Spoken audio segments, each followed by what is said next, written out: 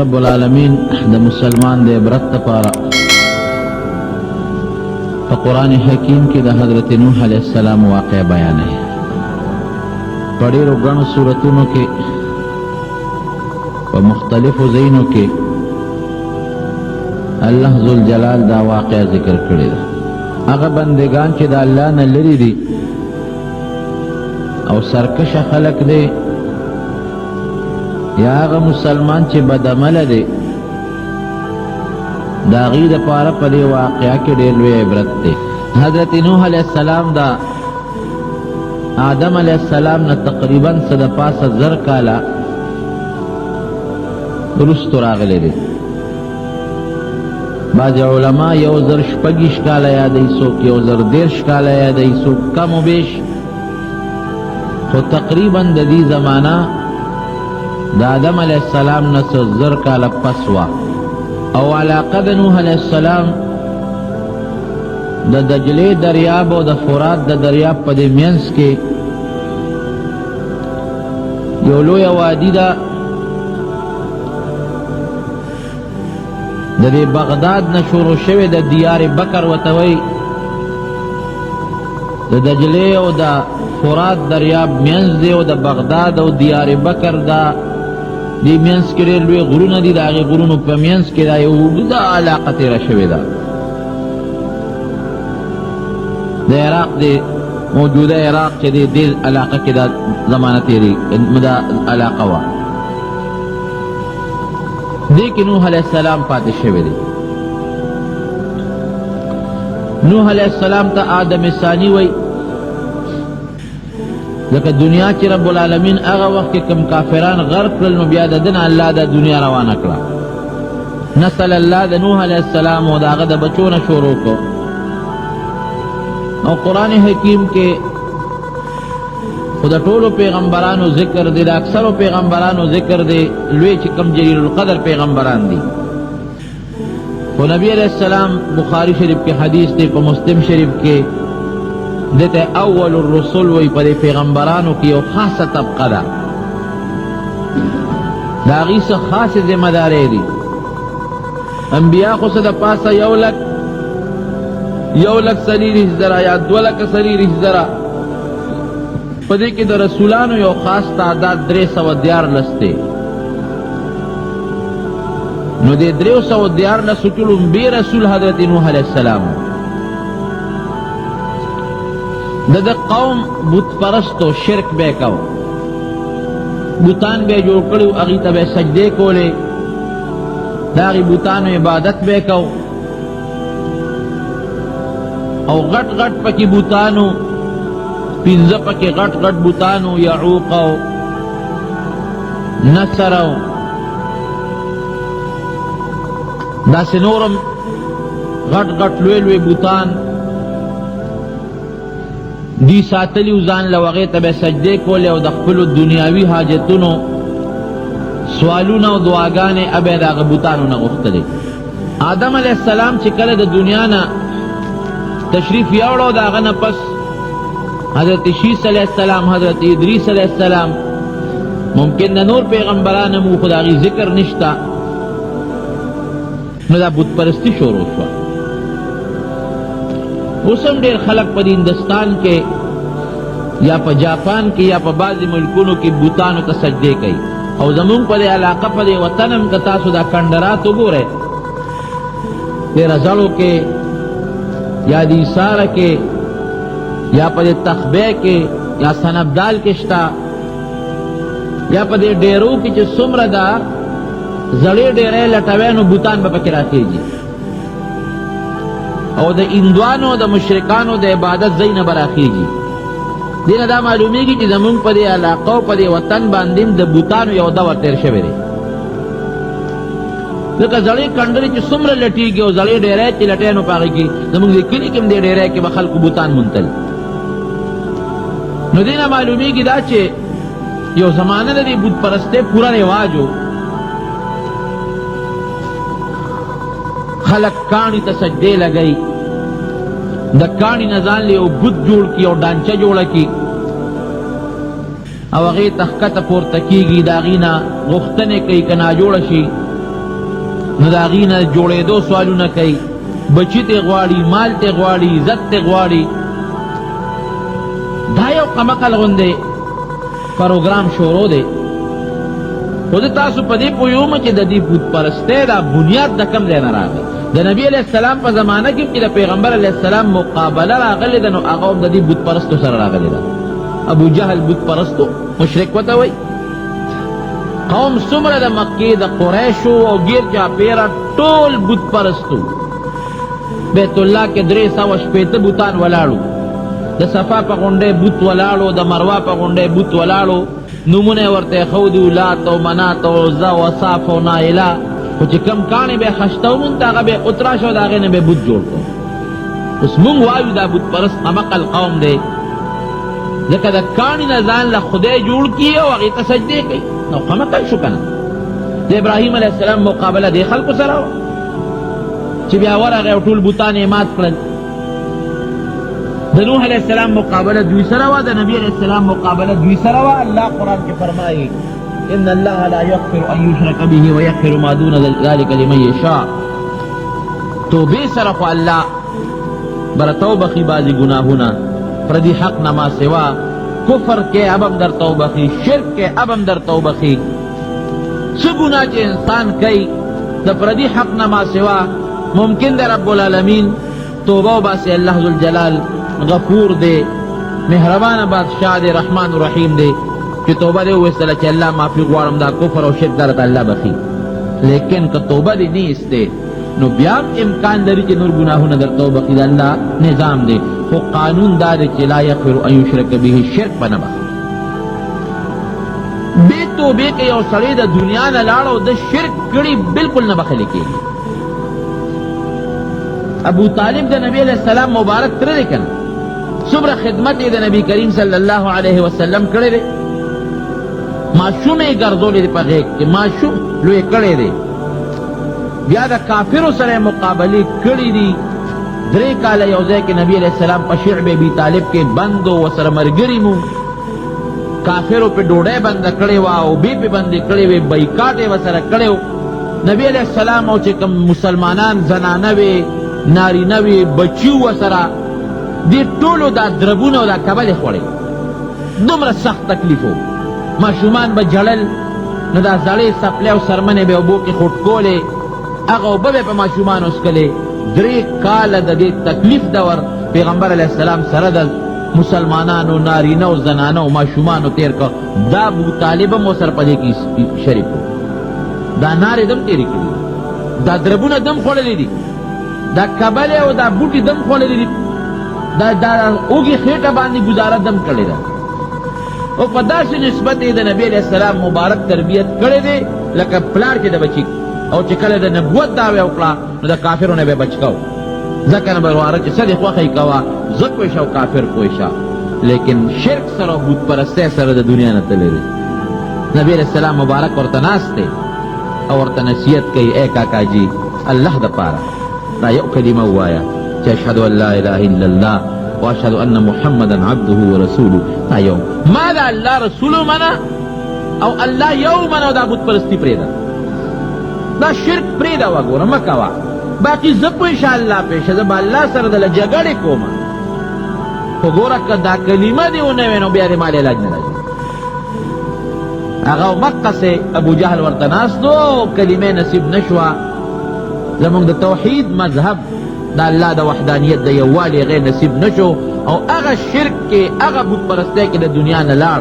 نبی کریم صلی الله علیه وسلم فرمایي زما خدمت کړی دی، نو بس عذاب به معمولی غوندې د نورو خلکو په نسبت به کم وي، خو جهنم نه به نه بچ کېږي، جنت ته به نه ځي، همیشه مودا مودا په جهنم کې پروت دی. د الله رسوله کم عذاب یې دی؟ وی د اور یو چپه کې به ولاړي، د اور یو چپه کې که زه نه وې د اور مینځ کې به پروت و، د چپه کې به هغه اور به دونه ګرم وي چې مازغه به یې خوټ کېږي،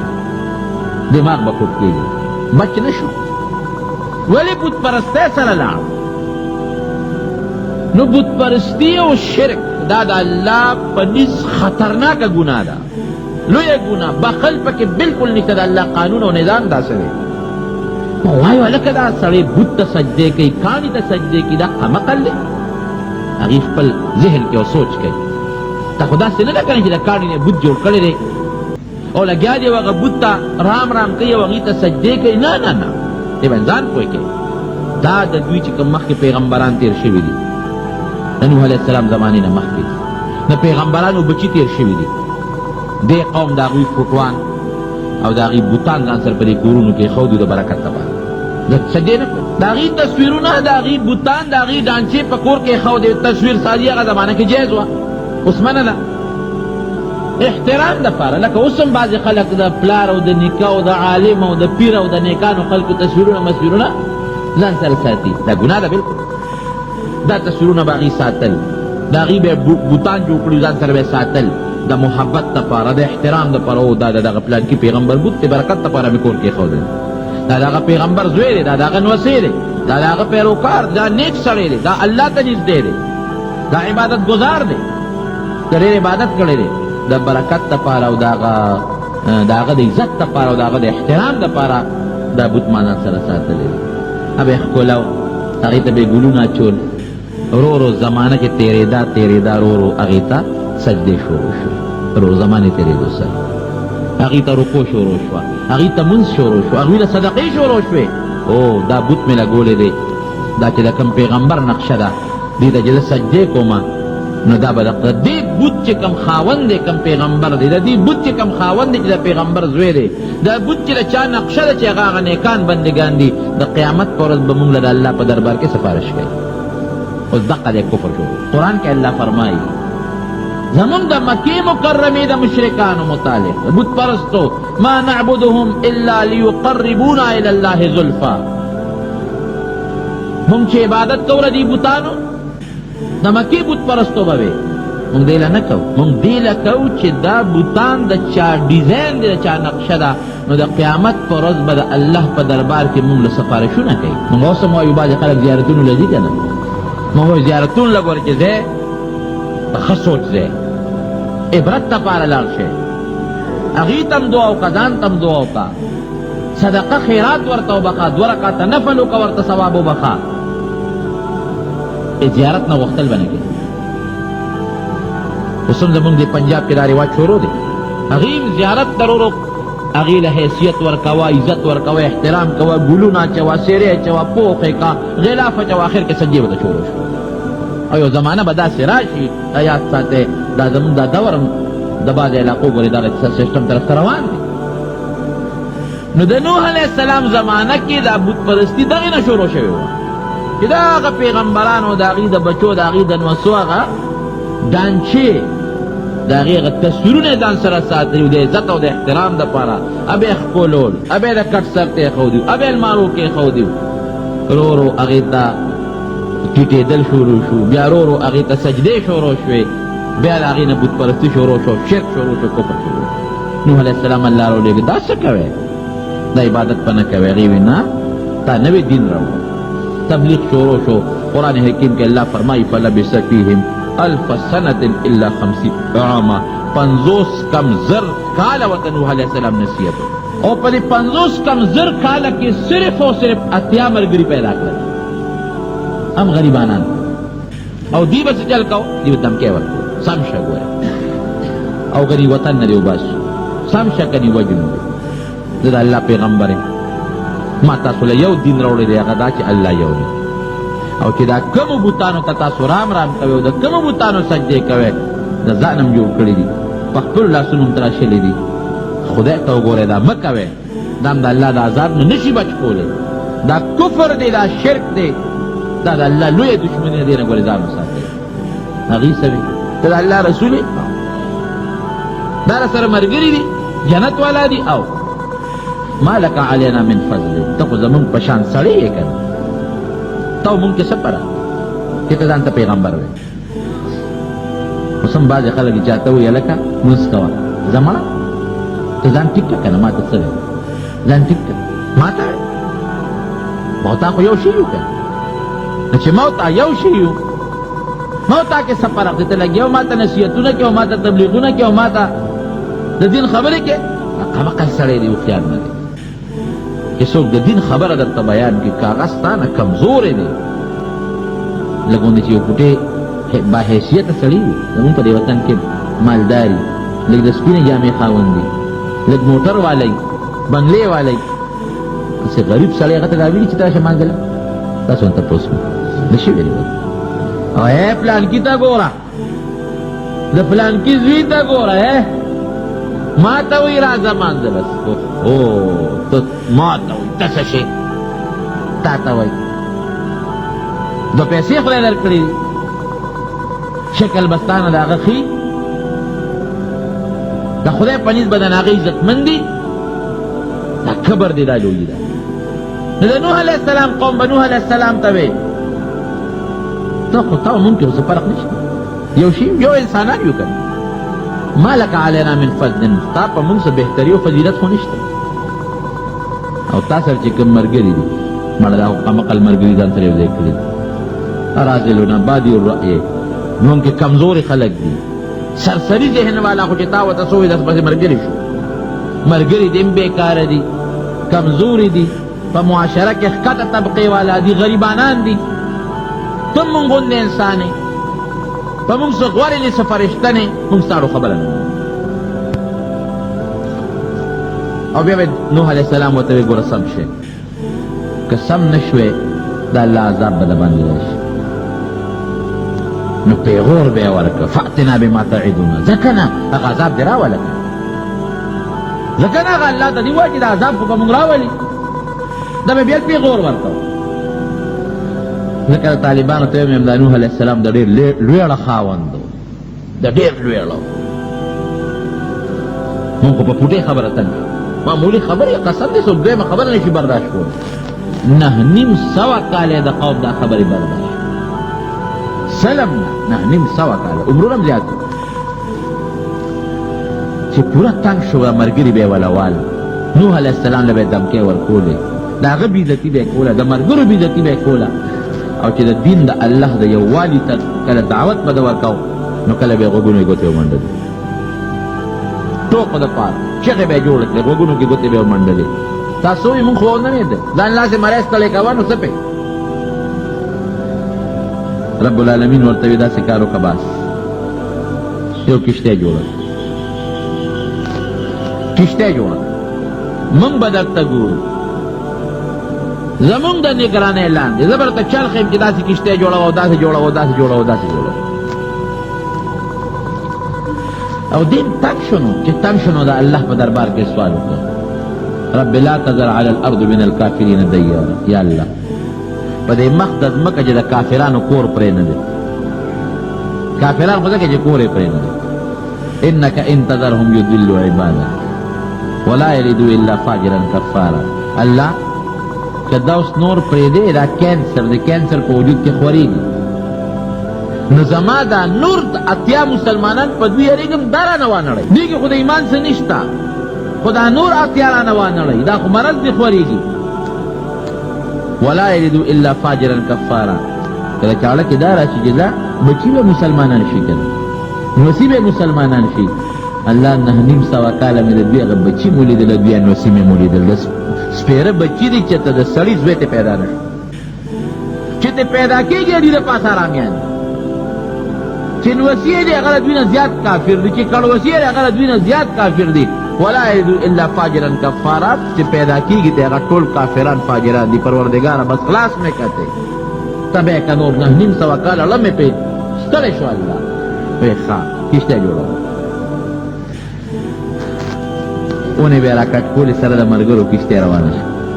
دې کې به رالل ښه اوسه پورې پیغمبر به شو ترکان شو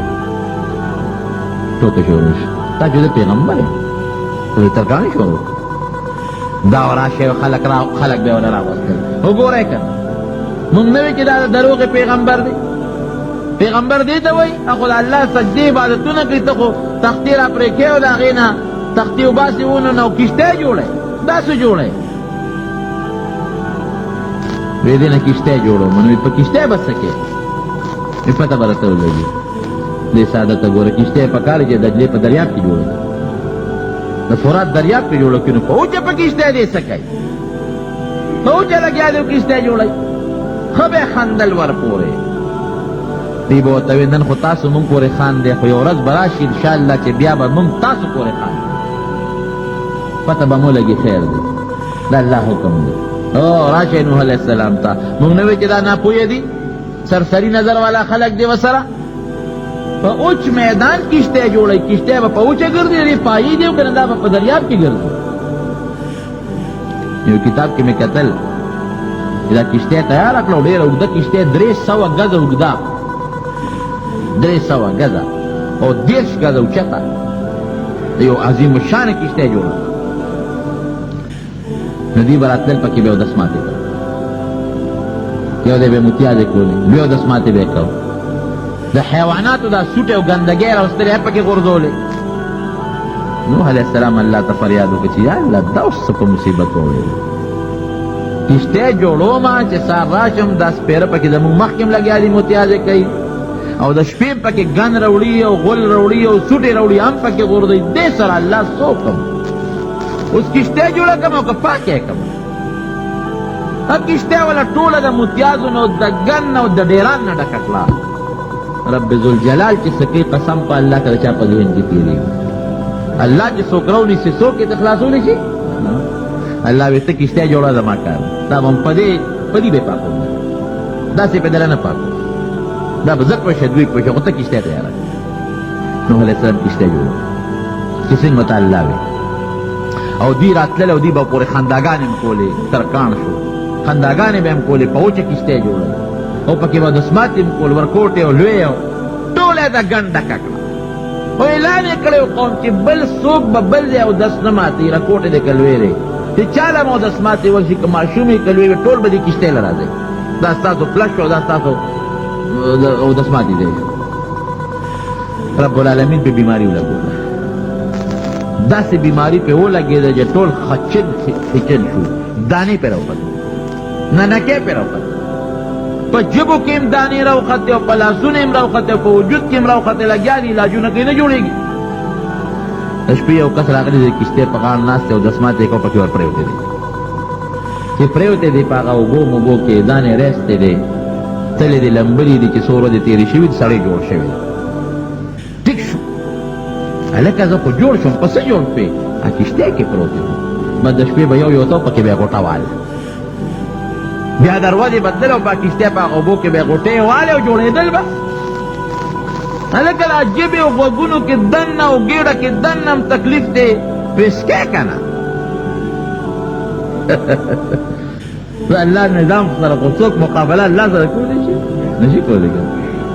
د نمرود په دې سپېمه کې رکوټې غوندې ماشې ور دننه که رکوټې ماشې ور دننه بره په دې دغه کې ناست و. نمرود له دا سزا مقرر شوه چې دلته کې به درد او تکلیف پاو، داروګانو باندې کار نه کېده، اپریشنونو زمانه خو ونه، ماشې دلته کې ناست دی، ګوډ ماشې لا بعض علما وایي. یو سړی یې ځان ته کېنوي په سپړه چپېړه مې دا دی وخه چې هغه نوکر به ډبه و نو ټیک به و، چې هغه به ډب لرې که نو بیا به پرې تکلیف او درد راشي کې مردار صاحب هغې ګن ته ونختل هغې سکه پکې لمبل با په سپېمو کې ور دننه کوه، سترګو کې ور دننه کوه، غوږونو کې ور دننه کوه، کشتۍ پې مکمل پاکه کړه. هلکه بیا هم دانې دي را باندې، کشتۍ خو که هغه څه خلاص شو نو د بار نه بیا اوبه راوړی او هغه بیا پکې اچولی، ودرېږه چې اوس یې سمه ووینځي، د بار نه بیا اوبه راوړی هغه کشتۍ دیوالونه به یې پینځل او پاکول به، هغې نه چې به کومې اوبه دغه کېدې په هغې به بیا سکلې به په هغې به یې لمبل. نوح علیه السلام ته وایي اوس تماشه کوه، ته ورته ګوره او دوی به دا خپل غول په خپله خوري، اوس دا خپلې موتیادې به په خپله څکي، دا ګن خلق دی پرې دا ګن زه په خپله پاکوم، په جبو به یې د کشتۍ هغه دیوالونه سټل او جوړېدل. کشتۍ چې کله تیاره شوه بیا اوس داسې کار وکړه چې باس ملګري د ټول کشتۍ ته خېجوه، 80 کسان تقریبا، او دا څومره حیوانات چې دي په مخ د ځمکه د دې نه یو جوړه نیسه او کشتۍ کې اچوه، هغې جدا جدا خانې جوړې کړې وې. الله د حیوانات به څنګه اچوم، تاله به په خپله اواز ورته وکړه، ټول په خپله به دله راځي، یو نر او یو ښځه، ښي لاس ته به د نر راځي او ګس له به د ښځه راځي، کشتۍ ته ورونه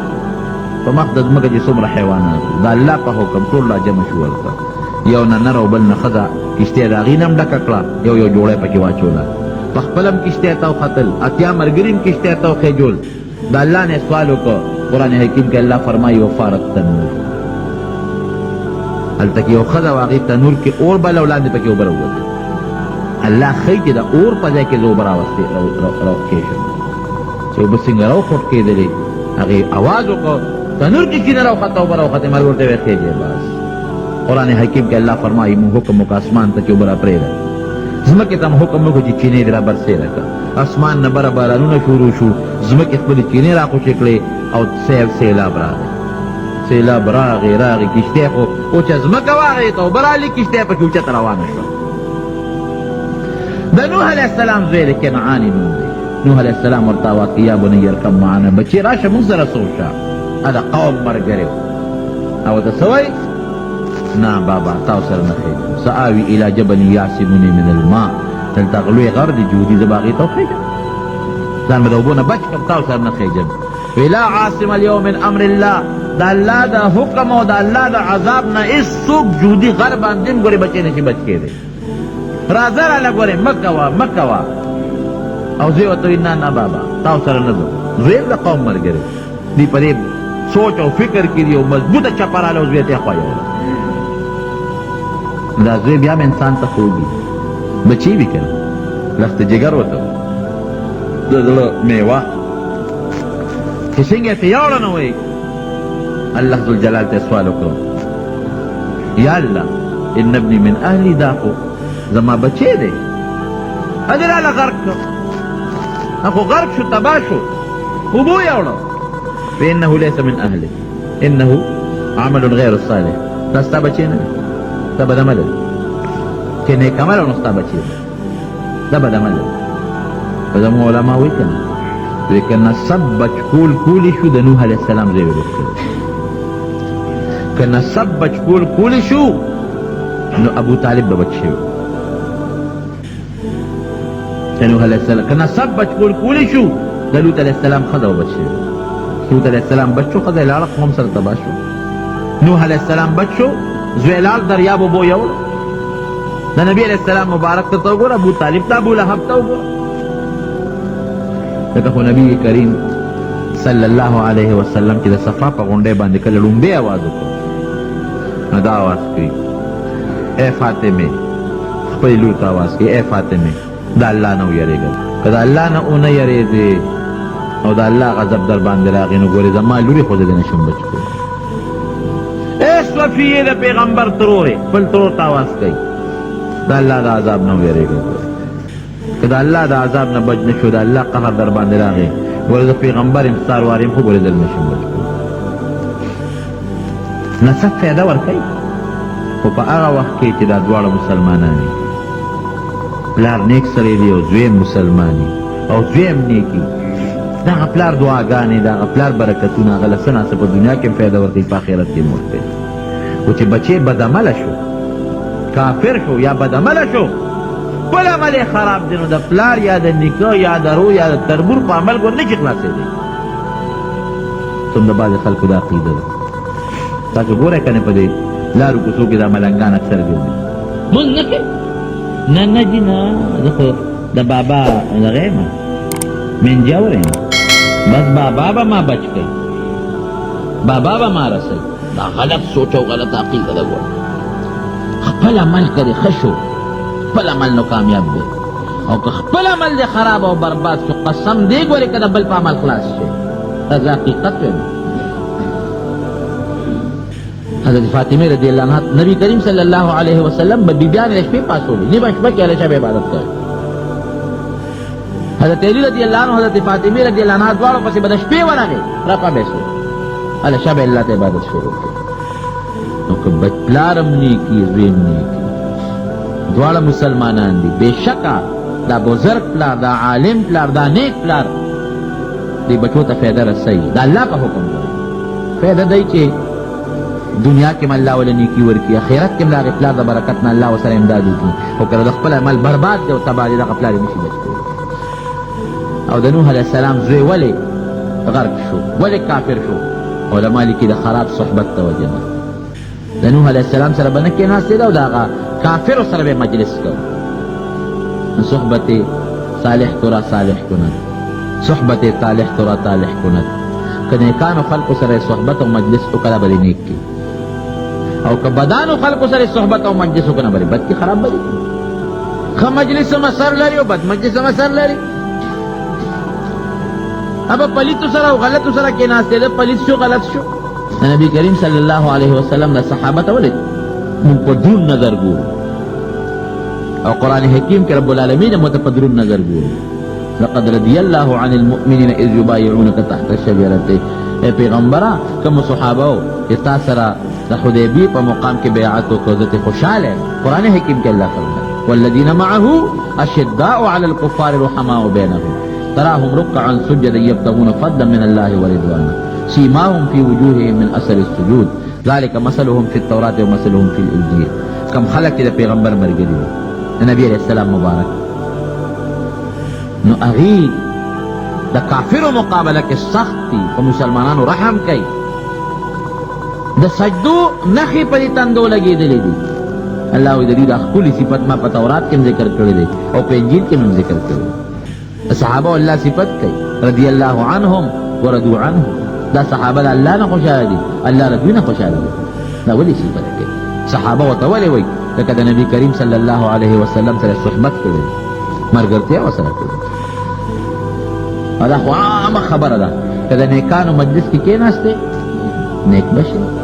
که د بدانو مجلس کې کېناستې بد بشي. مولوي صاحب د خدای پاک وبخي، هغه به یو خبره کوله د خلیل شیخ الله دې وبخي، زمونږ د دې کلي نیک سړی او د حاجي صاحب حاجي محمد امین صاحب رحمت الله علیه د هغه مرید و. خلیل شیخ وایي چې حاجي صاحب ته یو ځل لګیا و چې حاجي صاحب چې ستا په دې مجلس کې موږ ناست شو که نه، نو بس اولیاء یو بزرګان یو، او چې ستا د مجلس نه راپاسو نو نیکان یو، او چې بیا په لاره کور ته را روان یو نو مسلمانان یو، او چې کور ته ورسو نو بیا راته پته نه لګي اوس څه شوي بیا راته پته نه لګي اوس څه وي. دا د هغه مجلس اثر یي چې چاته نږدې شو د هغه اثر به لکې پیدا کېږي. د ګلاب ګل ته راواړه د جیب کې واچوه، لږ ساعت یې کېږده او بیا وغورځوه، نو ته چې هغه جیب له پوزه یوسې نو د ګلاب هغه خوشبويي به کوي. د کافرو دا سپینه ګولۍ راوړه او بکس کې واچوه، دا سپینه ګولۍ، او بیا د جامې راوباسه، یو شوارو دو شوارو د بلې د هغه جامو نه د کافرو هغه بوی وي. دا ګولۍ د کافرو ګولۍ خو اثر کوي په جامو کې، د ګلاب ګل خو اثر کوي په جامو کې. که معمولي غوندې ګندګي د پنسې پورې ونښته نو هغه پنسه بدبویي کوي. نو د بزرګ نیک عالم او پاک سړي مجلس کې که ته کېناستې نه به اثر نه کوي. دا پوړ په دې جومات کې پروت دی، دا پوړ به څوک یوسي او د شاروخ پو ته به یې واچوي. دا لوښه چې کومه په دې جومات کې پرته ده چې زړه شي نو خلک یې هلته وغورځوي، په اوبو کې وغورځوي، یا تیلې ورته ورته کړي، هغه ایرې والا اوبو کې وغورځوي. مونځ پې شوي دي، جومات سره یې ملګرتیا کړې ده. دا هغه دغه راځي د جبو ته ځي او د هغې نه لوښې راوړې او هغه د ساروخ پو ته اچوي. ځکه نو دا خو یو سره ساروخ پو ته واچوي. دا کڅوړه چې دا قرآن شریف ته لګېدلې ده، دا رومال دی که نه، څوک به پې پوزه سوڼ کړي، ځکه او غټه بې ادبي ده، غټه بې ادبي، غټه بې احترامي، د قرآن شریف بې ادبي دې وکړله. ولې د دې کڅوړې قدر عزت به کوو، که خیره نه شي اوبو کې به غورځوو. د قرآن سره یې صحبت کړی دی، ملګرتیا ورسره کړې ده. نو که نیک سره دې صحبت وکړو او ښه خلکو ته نږدې شوې. یو بزرګ و چې د پخوا نیک سړی و، نو خپل استاد له لاړ ویل صاحب یاره کې مې وسوسه غوندې وایي دا هلک ومه، نو ما نه یو ښځه یو زنانه د ناروا مطالبه وکړه. ما چې نه ګناه نه، ځان مې ښه کلک کړ. اوس پکې شپېته او یا کاله تېر شو، بوډا شومه، اوس مې د زړه کې دا شیطان وسوسې غورځوي چې ګناه به دې کړې وه، توبه به رېستې وکړه. هغه وخت تیاره ګناه وه راته، ما وی بلکل نه کوم، قطعا را ګناه نه کوم. او اوس هغه ګناه نشته، وړه کې مې دا وسوسې راځي، یاره دا ګناه به دې کړې وه، خیر توبه به دې ایستې وه که نه. دا ولې هغه زمانه کې مې عبادت کم، اوس مې عبادت هم زیات دی او دا وسوسې راځي. هغه استاد ورته وایي ټیک ده. وایي ولې؟ وی هغه زمانه نبی علیہ السلام ته نږدې وه. اوس د زمانه یو شپېته کاله د پیغمبر علیہ السلام نه لرې شوه که نه. زمانه پاکه وه، پیغمبر علیہ السلام ته نږدې وه. بجلی ته چې څومره کمه ځمکه نږدې وي هغه مره روښانه وي، او چې د بجلی نه لرې شي نو تیاره پکې زیاتېږي. زمانه نبی علیہ السلام ته نږدې وه، پاکه وه، نو ستا ګناه تړه نه کېده. زمانه لرې شوه نو ګناه ته ډېره کېږي. خیر القرون ورته وایي د نبي علیہ السلام زمانه، د صحابو زمانه او تابعینو زمانه. نو چې نیکانو سره، علماو سره، پاکانو سره، بزرګانو سره کېناستې، هغوی سره نږدې شوې، د هغوی اثر به د باندې پرېوځي. او که د هغې نه لرې کړې د هغوی اثر به د باندې نه پرېوځي. پوډریانو سره کېنه پوډري به شي، او در باندې خامخا اثر کوي. جوارګرو سره کېنه جواري به کوي، غلطو سره کېنه غلط به شي. نیکانو سره کېنه، پاکانو سره کېنه چې هغوی که مې د دین خبرې کوي، الله به دیندار او نیک به دي کوي. د نوح علیہ السلام بچې کنعان د هغه پلار سره نه کېناسته، د هغه اتیو مسلمانانو سره نه کېناسته، او هغه بدانو سره، هغه پلیتانو سره، هغه کافرو سره ګرځېده. الله ذوالجلال نوح علیہ السلام له زورونه ورکوي، فلا تسألني ما ليس لك به علم. ورې بې سوچ او بې پوهې ما نه تپوس سوالونه کوي. که د هغه بچي تپوس کوې، خو د بدانو ملګری ظاهر کې خو ستا بچی خو په حقیقت کې ستا د اسلامي او روحاني بچی نو. د هغوی سزا به ورکوم کوم چې د قوم سزا. الله بس ما چې کومه خبره وکړله او سوچ مې نه وکړې، پروردګاره په هغې مه نیسه، توبه وباسم. په الله پیغمبر دی که راله پې چپ او زوی ورستا خو غرق که. د نوح علیہ السلام کشتی په اوبو کې په هوا شوه. ویلي وو که نه ان تسخروا مني، که تاسو ما پسې نن خاندې او ټوقې را پورې کوې چې ترکان شو په وچه کشتی جوړوئ، فإنا نسخر منکم، یو زمانه به راشي بیا به در پورې مونږ خاندو. او واقعي چې کافر ته الله عذاب ورکوي، مسلمان ورته ګوري نو خامخا ورپورې خاندي. 6 میاشتې کشتی جناب په اوبو ګرځېدله، 6 میاشتې بارانونه، اوبو ځمکې خوټ کولې، اسمان نه اوبه را پرېوتې، او 6 میاشتې مکمل سیلابونه بیږي. 6 میاشتې الله داسې کړل چې د هغوی هغه وجودونه او د هغې هغه هر څه تباه او برباد شو. او دا کشتی له چکر لګی راله بیت الله مکې مکرمې ته من له کشتی راورسوله، او تاویږي چپې وایي.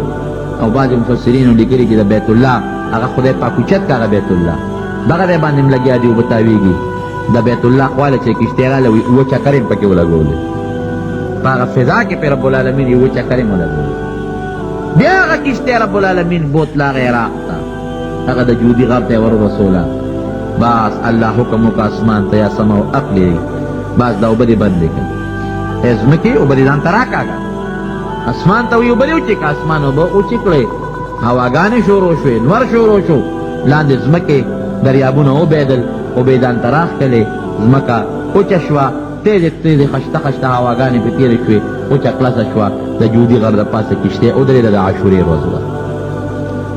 قوم تکو شو، نوح علیہ السلام تکو شو، چې رالل ایس د هغه کافرو نام و نشان هم نشته، هېڅ هم نشته. هغه 80 مسلمانان دي، بوتان هم لاړل، بت پرستي هم ختمه شوه، شرک هم ختم شو، کافران مردار هم شو، لاړل او جهنم ته ورسېدل. د الله داسې قهر. ان بطش ربک لشدید. نبی علیہ السلام ته الله فرمایي ګورې زما نیول ډېر سخت دی، زما ګرف ډېر سخت دی، چې کله زما ګرف شروع شي زما د ګرف او زما د قهر نه څوک خلاصېدی نه شي. موږ خلک خو ډېر غاوېری کوو، ډېر زیات غرور کوو، ډېر زیات کبر کوو، ډېره لویي کوو، خو ګورې دا وختي لویي ده. دنیا کې به لویي مو کې، پیسه به هم پیدا کې، دولت به هم پیدا کې، لویي به مو کې، خو ګورې خاورې شته، هلته به څه کې. او څه پته لګي چې دې خاورو ته کله رسو. 1 غنټه پس سړی رسي که 2 پس رسي که شواروس پس رسي که 10 کاله او که 20 کاله پس رسي. او دا ذات ګورې په دنیا کې هم دا وګوره، د نوح علیہ السلام قوم او د عادیانو او سمودیانو او د لوط علیہ السلام قوم دنیا کې راونیول. مسلمانانو هر وخت په دې وړه کې د الله یاره ساتئ، بس ولې زموږ د کامیابۍ نښه ده. قوم الله تباه کړ. د هغې نه پس 3.5 کاله نوح علیہ السلام په قوم کې مسلمانانو کې تېر کړل. رب العالمین ته نوی نسل شروع که خشته ښکلي سوچه مسلمانان پاکان د الله عبادت پرې کو. نوح علیہ السلام یې مشر مو، روحاني پلار یې مو، پیغمبر یې مو، د الله احکام او حکمونه یې ورته رسول. یو پکې کفر نو، شرک پکې نو، بت پرستی پکې نه وه، د الله عذاب پکې نو، میوې خدای پاک پیدا کړې، ځمکې الله آبادې کړې، فصلونه زیات شو. د هغې کافرو هغه ټول علاقې رب العالمین دوی ته ارسنگ پات خشته مزیدار پاتې کړ. الله فرمایي قرآن حکیم کې ولقد ارسلنا نوحا الى قومه، موږ نوح علیہ السلام خپل قوم ته راولېږه. فلبث فيهم 1000 سنة الا 50 عاما، 50 کاله پکې تیر کړ، لیکن دیو نه منل، دی تکذیب وکړ، مخالفت وکړ، جګړه ورسره وکړې. فاخذوهم الطوفان وهم ظالمون، طوفان پر راغی، دا ظالمان غرق او تباه شو. رب العالمین د قرآن حکیم کې دا واقع ذکر کوي، دا غي برخه ذکر کوي. نه کانو د پیغمبر مخالفت کنه کې، بس دا الله خلاف بنه کې، بت پرستی بنه کې، کبر بنه کې. که څوک د دعوت کوي، څوک د دین خیدا بنه وي چې تب پلان کې راغلی، مستی بنه کې، کبر بنه کې، دا بنه وي ته خدای ما پشان دي، ته خپل عبادت نه کوي او ماته دا خبره بنه کې. الله عذاب نه بدعوت نه ورته، د نیکانو د علماء مخالفت بنه کې. او کله یو کنه بیا د الله عذاب په دنیا کې مله د آخرت نه خوشته شي. الله دې خپل قهر او د خپل غضب په امان کې محفوظ ساتي، او خپل فضل او خپل کرم دی رب العالمین په موږ باندې راځي. قرآن و محترم اوریدونکو، د شیخ الحدیث مولانا محمد ادریس صاحب دا 137 نمبر کې صدق شو چې په دې کې د حضرت نوح علیه السلام واقعه تاسو اوریدا. تاسو ته پېښور ښار کې بیرون کچرې گیټ اشرف روډ سره فقیر خان ناصر خان کیسټ هاوس کې د ناصر خان او حیدر خان سره ملاویږي په تاریخ 10 دسمبر سن 2004 کې. ټلیفون نمبر دی 255 29 12. نو قرآن حکیم ډېر د اثر کلام. حضرت ابوبکر صدیق رضی الله عنه د مکې د کافرو تنګ نو روان شو، هجرت یې شروع. د مکې یو غټ کافر په مخ راغی، ابوبکر چېرته دی؟ وی یاره دا قوم مې تنګۍ پرېږدي مې نه، زه به هجرت کوم حبشې ته ځم. وی نه ته به نه دی، ته خو د قوم مشر او ته خو ډېر ښه سړی، ستا غوندې سړی موږ بار نه شړو، راځه خپل عبادت کوه. نه دا ملکانه نظام و لکه څنګه چې په دې قبایلو کې دی، د مکې مکرمې دغه نظام. هغه سردار چې ملک په ټولو ملکانو د مکې وګرځېد،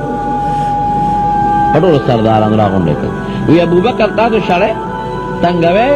ګورې دا خو ډېر ښه سړی دی، زمونږ خدمت کوي، زمونږ قدر کوي، او دا یې سړی تاسو د وطن نه شړی، دی به نه شړی، او دی زما په امن کې دی، امان کې دی. بس ما امن ورکړه، لکه اوس هم دې قبایلو کې چې ملک چاله امن ورکړي څوک په دغه نه شي کولی. د قوم دا سرداران ورته وایي چې تا وله امن ورکړه، ټیک ته خو یو شرط پرې ولګاوه، دی به د خپل مونځ او د خپل تلاوت په کور کې دننه کوي، بار به نه کوي.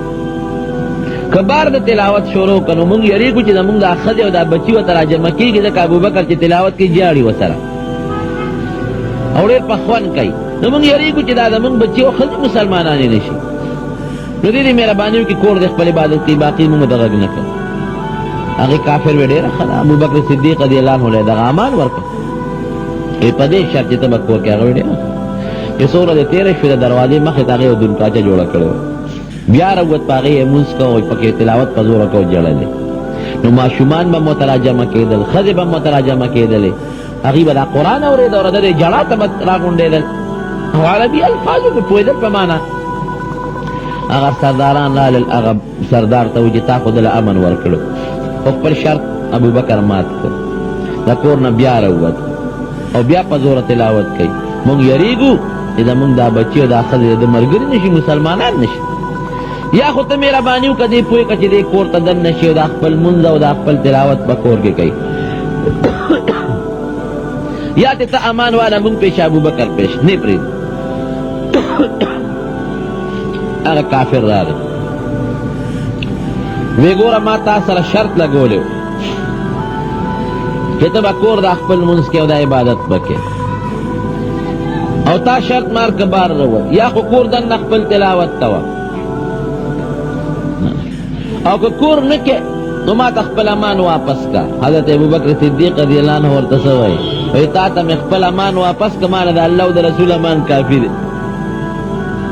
هغسې به لګیا او تلاوت به یې کو. قسم د بلا کافران الله د حضرت ابوبکر صدیق د تلاوت د وجې نه مسلمانان کړل. نو قرآن کې رونو ډېر لوی کمال دی. ګورئ دا زمونږ او ستاسو کتاب دی، زمونږ او ستاسو د هدایت لپاره دی، الله نازل کړی دی. نو دې سره رونو محبت ساتئ، مینا ساته او تلاوت کوي. هر مسلمان له پکار دی که نارینه دی او که زنانا د قرآن حکیم تلاوت کوي. او دا د تجربه خبره درته کوم، څوک چې د قرآن حکیم تلاوت کوي الله به د مرضونو او د فتنو نه ساتي. په کوم کور کې چې د قرآن حکیم تلاوت کیږي هغه کور به الله د دشمنو د مقدمو او د لانجو د غمونو نه ساتي. دا تجربه وکړئ، بل منل شوې خبره. او الله په خپل کتاب په خپل تلاوت ډېر زیات خوشحالېږي. حافظ ابن کثیر رحمت الله علیه حدیث نقل کړی، وی د الله به جنتیان جنت ته بوځي، نو هر قسمه خوشحالۍ به ولا الله ورکړي. دغه جنت خوشحالۍ خو د هغې څه اندازه نشته، د هغې به څه بیان کوو. وی چې څه زمانه تېره شي نو رب العالمین به دې جنتیانو ته وي خوشحاله شوې، هغې به وي اول وی یو خوشحالي پاتې روي الله مونږ خو چې څه غواړو ولهم فيها ما تشتهي انفسهم ولهم فيها ما تدعون، چې دې څه غواړي الله ورکوي. نو الله چې څه غواړو ملاویږي. نو بله کومه خوشحالي ده وینه یو پاتې ده د دې زړه کې به نه راځي. نو رب العالمین به ورته خپل دیدار وکړي.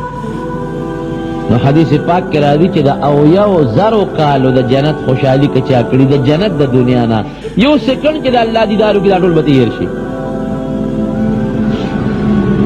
خوشحاله به جمعه په جمعه ته خو ورځ شپې نشته، یو شان ورځ ده، خو د دنیا د اندازې د الله دیدار به کېږي، د الله دیدار به کېږي. نو جناب بیا به څه زمانه تېره شي نو رب العالمین به وفرمایي چې یو خوشحالي بله پاتې ده. وی الله بله کومه خوشحالي ده؟ وی یوه پاتې ده. وی پروردګاره د جنت هره خوشحالي مونږ ته نصیب ده، هره یوه و چې هغه ستا دیدار هم نصیب شو، بله خو زمونږ ذهن کې الله نه تېرېږي. وی نه یو پاتې ده، سوچ وکړې الله مونږ چې ستا دیدار وکړو هر څه رانه هېر شي. نو ګوره نو قرآن حکیم خو زمونږ د امت لپاره نازل دی،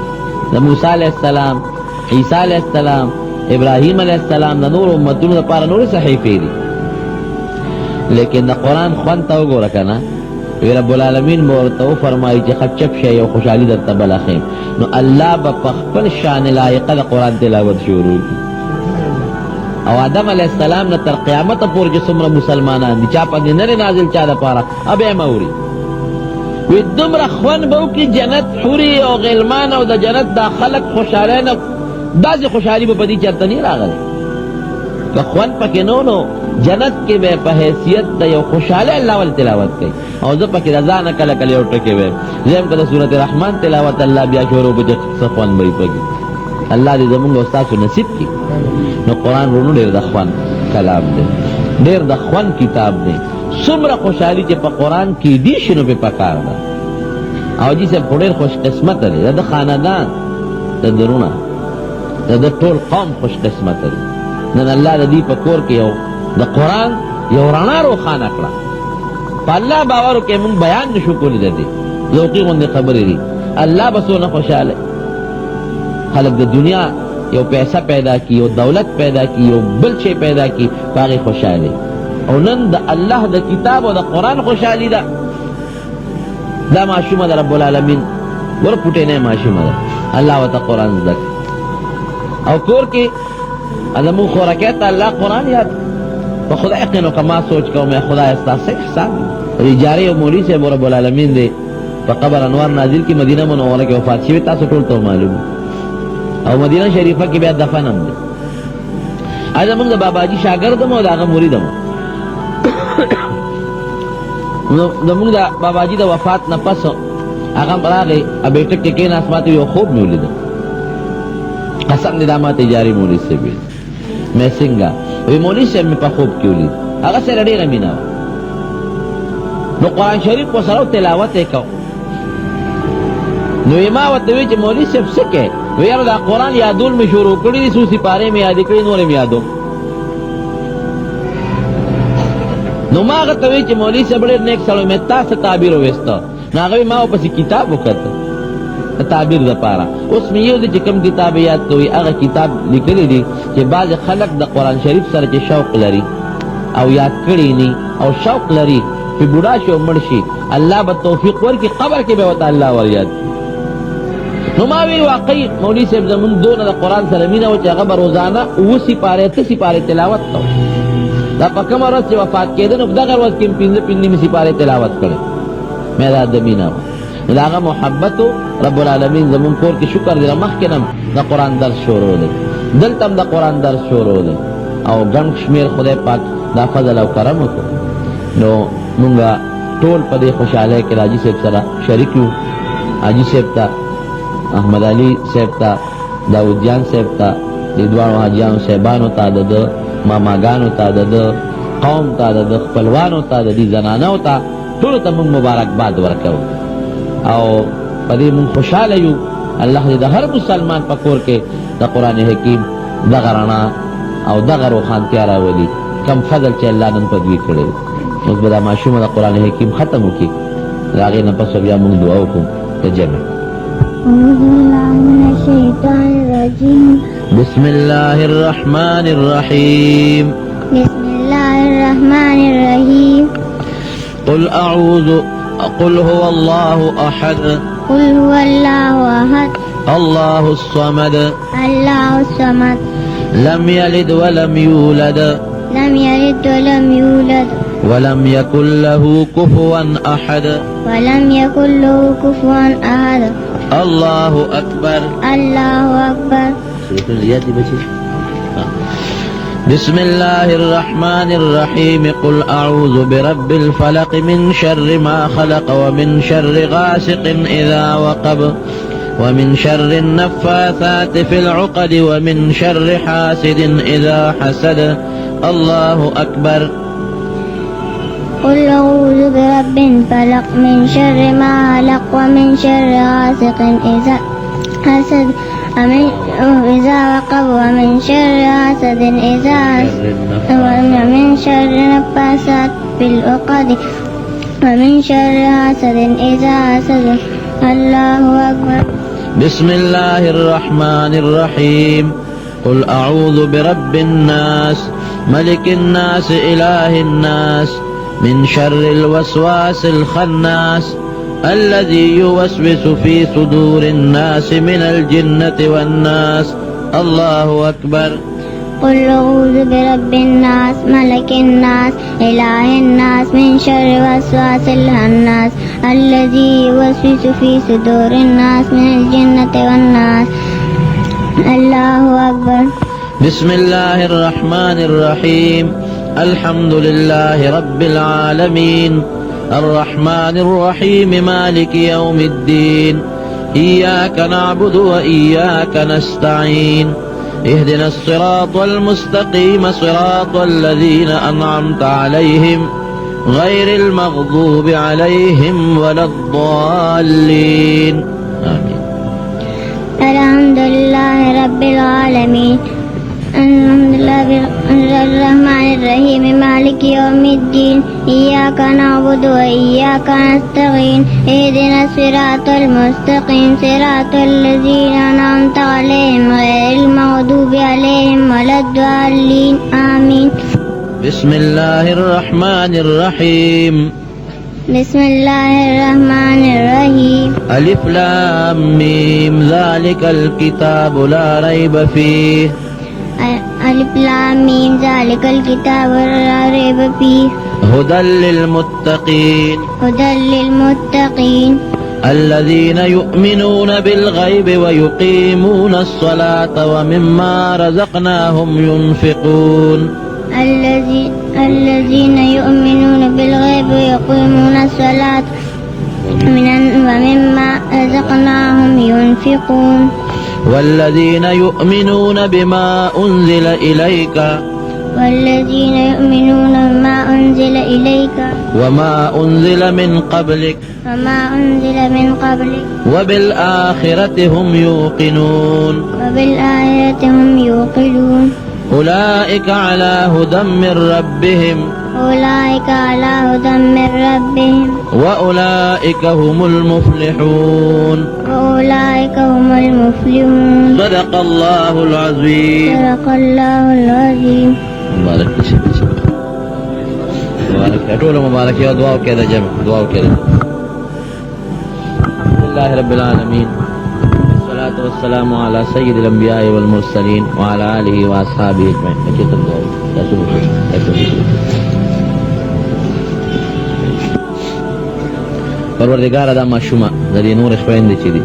الله د قرآن پرانه منوره کړي، خدای دین د قرآن حافظانه کړي، الله قسمتونه بختور کړي او د مستقبل خوشاله زندگی د دیندارۍ سره الله نصیب کړي. ادمغه خوره کې چې قرآن یاد کوي تم دوه کې چې الله تعالی قرآن یاد پاتې کړي، الله ولا قوت تلاوت توفیق ورکړي. دې ټول کور د پاره او د ټول خاندان د پاره الله د قرآن او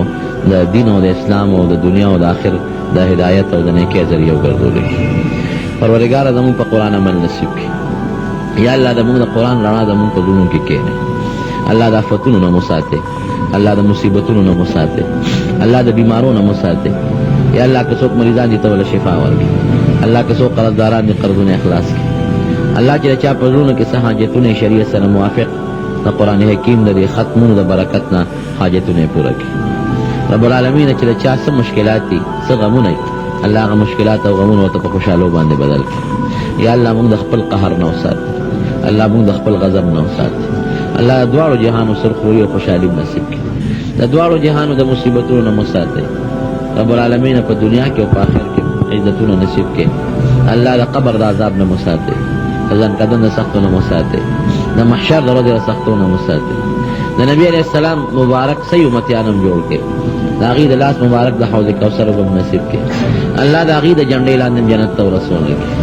الله په پولیس صراط باندې تلل مو آسان کړي، جنت الفردوس زموږ نصیب کړي. پروردګاره چاته چې څه حاجتونه دي، چا په زړه کې چې څه حاجتونه په دې مجلس کې الله د قرآن د ختم د برکت نه او د قرآن د تلاوت د برکت نه حاجتونه ورته پوره کړي. یا الله زموږ چې څومره زنانه راغلي دي په دې کورونو کې ناستې دي، پروردګار د هغې په سر باندې د حیا او د پردې څادر واچي، الله د رسوایۍ نه وساتي. پروردګار چې زړونو کې څه حاجتونه دي هغه حاجتونه ورته پوره کړي. راجي صاحب دي محترم والده ډېره نیکه بیبي وفات شوې ده، والد صاحب محترم هغې ته هم دعا کوي، دي والدین چې الله په قبرونو انوار نازل کړي. هغې د خاندان او زموږ د خاندان چې څومره مشران وفات دي رب العالمین دې د ټولو په قبرونو رڼا او انوار نازل کړي. او چې څوک جمدي دي مشران یا موږ الله دې موږ ته د اسلام د هدایت زندګي نصیب کړي. الله یې د شیطان د نقش قدم نه وساتي، الله یې د شیطان د رسوایۍ نه وساتي، الله یې د شیطان د وسوسو د خواهشاتو نه وساتي. الله زموږ په زړونو کې خپل او د خپل حبیب مینه واچوي، د قرآن مینه واچوي. الله که زموږ نه څه تقصیرات ګناهونه شوي دي یا الله د هغې عفو او معافرت نصیبه کړي. دې ماشومې ته بیا هم دعا وکړئ الله یې نیکعمله صالحه لویه کړي سره د نورو خویندو.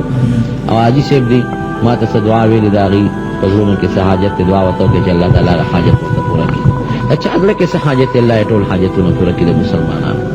ګوره لویه خبره د الله رضا ده. دا دنیا که دا هر څه دي که نه د چا مال دی او که دولت دی دا ټول پاتې دی. دا تاسو د نږدې مرګونو ته ونه کتل، د بختیار حاجي صاحب مرګ زموږ دپاره څومره لوی د عبرت مرګ دی. دا دعا وکړئ چې رب العالمین زموږ نه راضي شي، یا الله ته زموږ نه راضي شي، یا الله زموږ نه راضي شي، یا الله زموږ د زړونو بغضونه او حسدونه لرې کړي. الله د غیبتونو د چغلو او د دروغو نه الله موږ وساتي. الله زموږ په ژبه زموږ په لاس زموږ په بدن هغه عمل نصیب کړي چې پروردګاره ته پرې خوشحاله یې.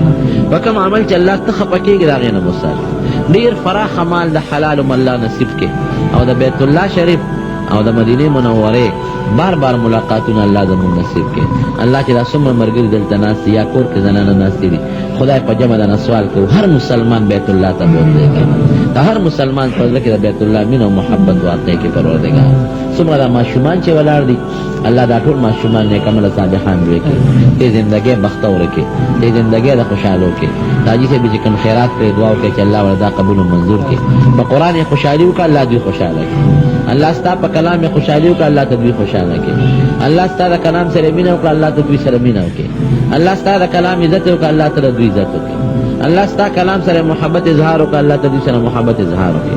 زموږ حافظ بشیر صاحب هم بېګا سن افغاني ته ده ته هم دعا وکړي د ده زړه کې مې یو حاجت دی چې الله یې ورله پوره کړي، الله یې خیر نصیب کړي. الله زموږ د ټولو رب العالمین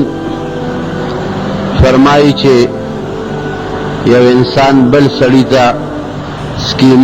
سکیمونه سازشونه جوړوي، دا په حقیقت کې هغه بل سړي ته نه دي، دا د خپل ځان ته دي. مسلمان له نه دي پکار چې دی بل مسلمان تسکیم جوڑ کی سازش وتا جوڑ کی داغی عزت اخلی داغ جن پسے لگی دلی داغ پیسے پسے لگی دلی سازشی سڑے عموماً د خپل سازش په خپل اخکار کیږي دا د الله د کتاب وینا ده حضرت نوح علیہ السلام قوم چې کله داغه نافرمانی وکړله 950 کاله نوح علیہ السلام خپل قوم ته دعوت و تبلیغ وکړ قوم نسمید د نوح علیہ السلام ډیر زیاته بیزتی کولا او ډیر به تنگاو ګوره پیغمبرانو الله د برداشت ډیر لوی سینه ورکړي لس کالم سوک دیو قوم سره داسې نشي تیرولی 15 کالم نشي تیرولی کم قوم سره چې حضرت نوح علیہ السلام 950 کاله تیر کړل دا اللہ دا کتاب وینا دا او 950 کالو کے صرف او صرف تقریباً 3 یا 15 یا دا اویو دا تیو کسانو لگی اختلاف پکشتا خود اویو او دا تیو کسانو پا مینس کے خلق مسلمانان اندازو لگوے کہ 950 کالو کے سمر خلق با پیدا شوی سمر بچی پیدا شو نا امید شو مایوس شو رب العالمین تے التجا وکړه چې الله انی دعوت قومی لیلا و نهارا ما خو د دعوت و تبلیغ په سلسله کې د خپل قوم ته نروسته کتلی دی او نه د شپې دروازه مم کوشش کړی دی ا د شپې مم محنت کړی دی فما یزیدهم دعائی الا فرارا چې څومره دی له دعوت ورکوم بلنه ورکوم هغه مرمانه تختی سوکم یوازې ورځ نه د شپې لګیم محنت مې وکړه مشقت مې وکړه پکار دی چې ما ته رانږدې شي مانه تختی نو چې او وحی میں ټکای میں بیزته کوي میں خبر را پسې کوي کنزل لا تک استغس پور را توي تنگ شو نو خیر وکړه رب لا تذر على الارض من الكافرين ديارا الله چې د کافرانو نه په ځمکه کورم درنا بچ پاتې نشي زی غوسه کوي چې کورونه برباد شي انك انتظرهم يذلوا عبادك ولا يلدوا الا فاجرا كفارا پروردگارا دا چې کم او یا اتیا کسان می مسلمانان کړي دار له واپس خرابای دا او یا اتیا کسان را له بربادای او که څومره بچی د دوی پیدا کیږي نو هغه بچی د دې نه زیات رامیان دي ځکه ما په ازمایښو کې 950 کاله کې په دې 950 کاله کې چې ردینه کم بچی پیدا شو ولا یلدو الا فاجرا کفارا اغم ډیر ګندا او ناشکر او کافر ته پیدا کیږي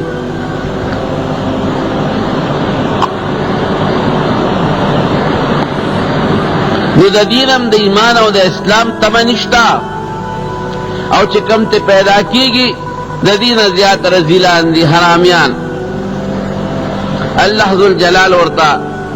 وحی اوله گله چې یو کشته جوړه کا لکه سوال دی داسې وکړه چې د دې کور در نه پاتې نشي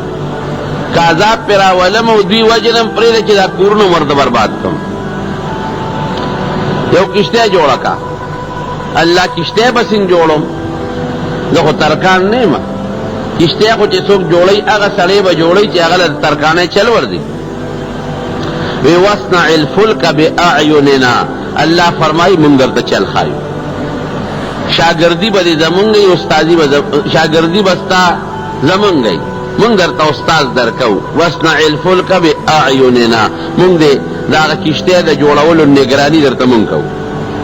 شاب دا چل کوا دا سے کوا دا سے کوا دا سے کوا کشتے روانہ کلا سوک چی گمراہ شی کنا عبدالرحمن بابا ویوی دا خدا بیلار پلار نشی رحمانا که 1000 نصیحتونه ورته وکړې د خدای بېلارې به په لار نشي رحمانه. نو نور پکار دا و چې لږ غلې شوې وې اوسه پورې پیغمبر اوسې ترکاڼي جوړ کړه. دې ته پیغمبر و چې کشتۍ جوړئ. چا به وایي کشتۍ خو خلک دریاب کې جوړئ، په اوچه ډاګه کشتۍ جوړئ. دلته اوبه کم دي، کشتۍ سره جوړئ. قوم سازش شروع که راتلل به په هغه کشتۍ کې به ورته اودس ماتې کو. او زموږ مفسرین حضرات لیکي چې نوح علیه السلام کومه کشتۍ جوړه کړه هغې له مختلفې طبقې جوړې کړې، چتونه چې دې چت کې به انساناني، دې کې سړي، دې کې ښځې. الله ورته ښوولي دا حیوانات به هم ځان سره کشتۍ ته دننه کې، د دې نسل هم چې ختم نشي. یو یو جوړه حیوانات، دا پکې د فلانکي حیوان ځای شو، دا د فلانکي، دا د فلانکي چتونه او خانې یې پکې جوړې کړې وې. دی براتل پکې به لوی او دسمات کو چې مرداره بچتا حیوان یا سم مردار شو اب هم پکې غورځو. د کشتۍ نه لوی ډیران جوړ شو. حضرت نوح علیہ السلام رب العالمین ته التجا وکړه چې الله دا څه په مصیبت اورېدلې ما دې سره څه وکړم. کشتۍ خو او چې څومره ګندګي پکې کېدله اوبه به پیچولې، متیازې به پکې کول، د ډن خټې به یې راوړې پکې به چول، مردار سپي او مردار حیوانات یې پکې غورځول. الله دا څوک په مصیبت اورېدل، دې سره څه وکړم. ولا يحيق المكر السيء الا باهله. رب العالمین فرمایي چې څوک چاته سکیم جوړوي اپکې خپله پرېوځي. عبدالرحمن بابا وایي که نه، وی کوهې مه کنه د بل سړي په لار کې، چېرې ستا به د کوی په غاړه لار شي. ته خو بل ته کوی که نه، هسې نه ستا خیال نه و ته پې تېر شي او پکې پرېونځې، بیا به څه کوې. ومکروا ومکر الله والله خیر الماکرین. قرآن حکیم کې الله وی دا خلک هم سکیمونو او سازشونو جوړوي، خو د دې د هغه سکیمونو او سازشونو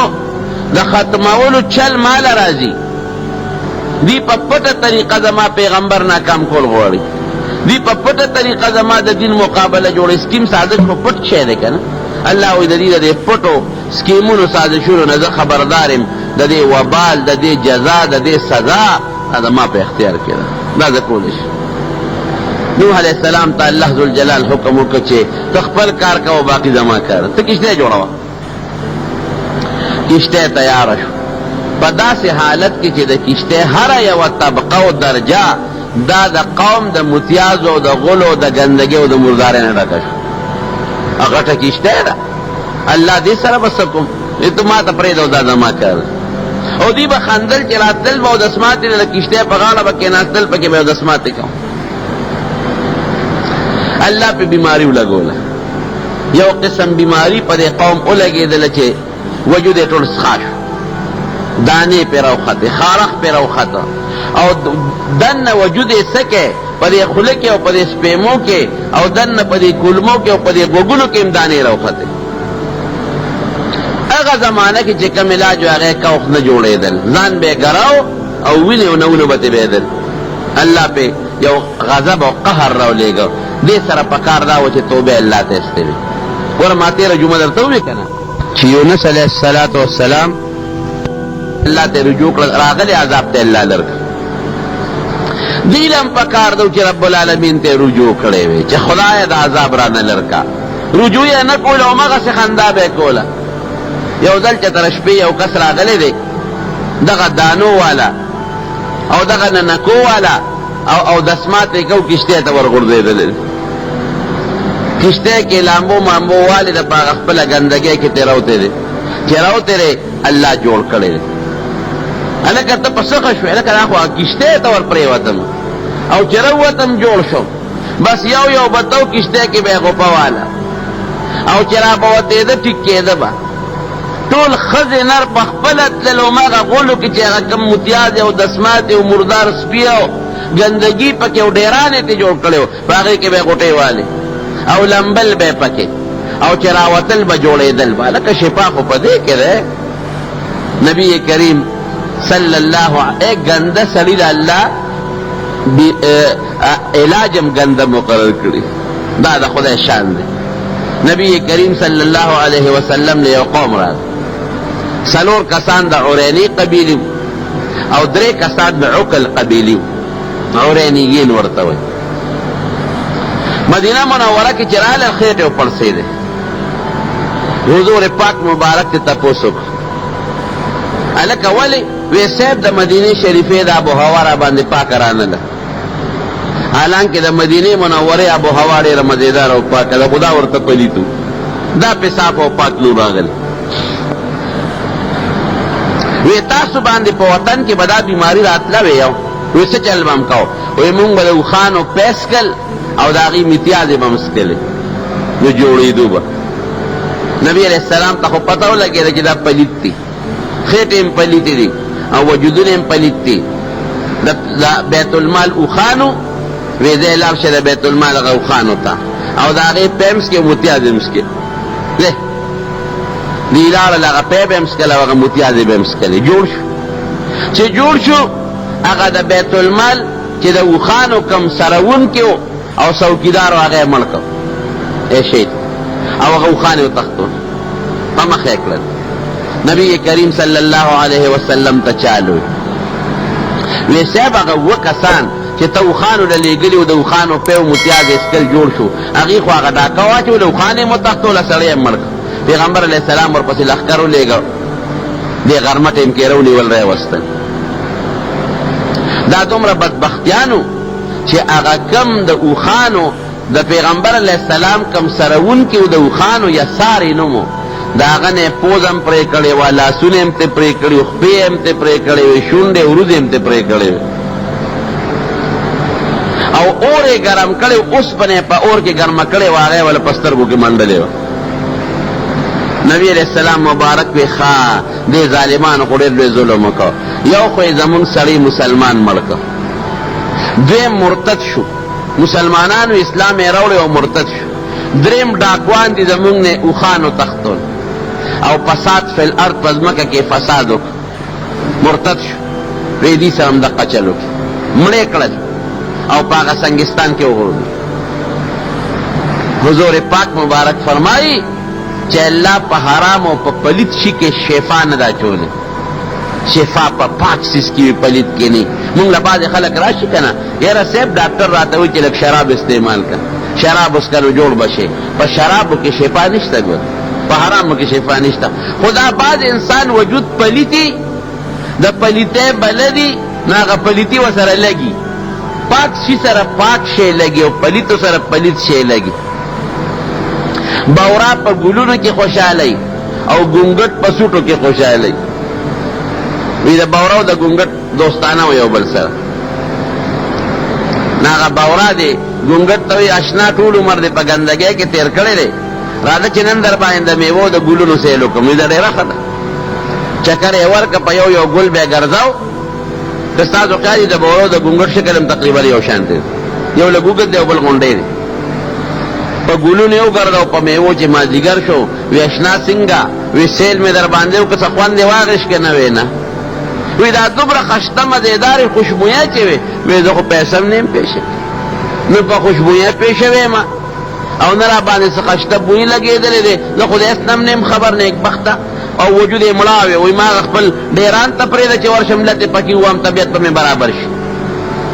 ابورا وله وزر اوچت کړ ته ورېږه وی زه تالاشي علمه چې وزر یې اوچت کړه د وزر لاندې سوټه یې نښتې وه ستا د وزر لاندې سوټه یې نښتې ده جیب کې د ځان سره ګندګي په مخه کړې ده نو ته په خوشبویۍ څه پوهېږې نو ګنده شی چې دی د هغې علاج ګندی بیا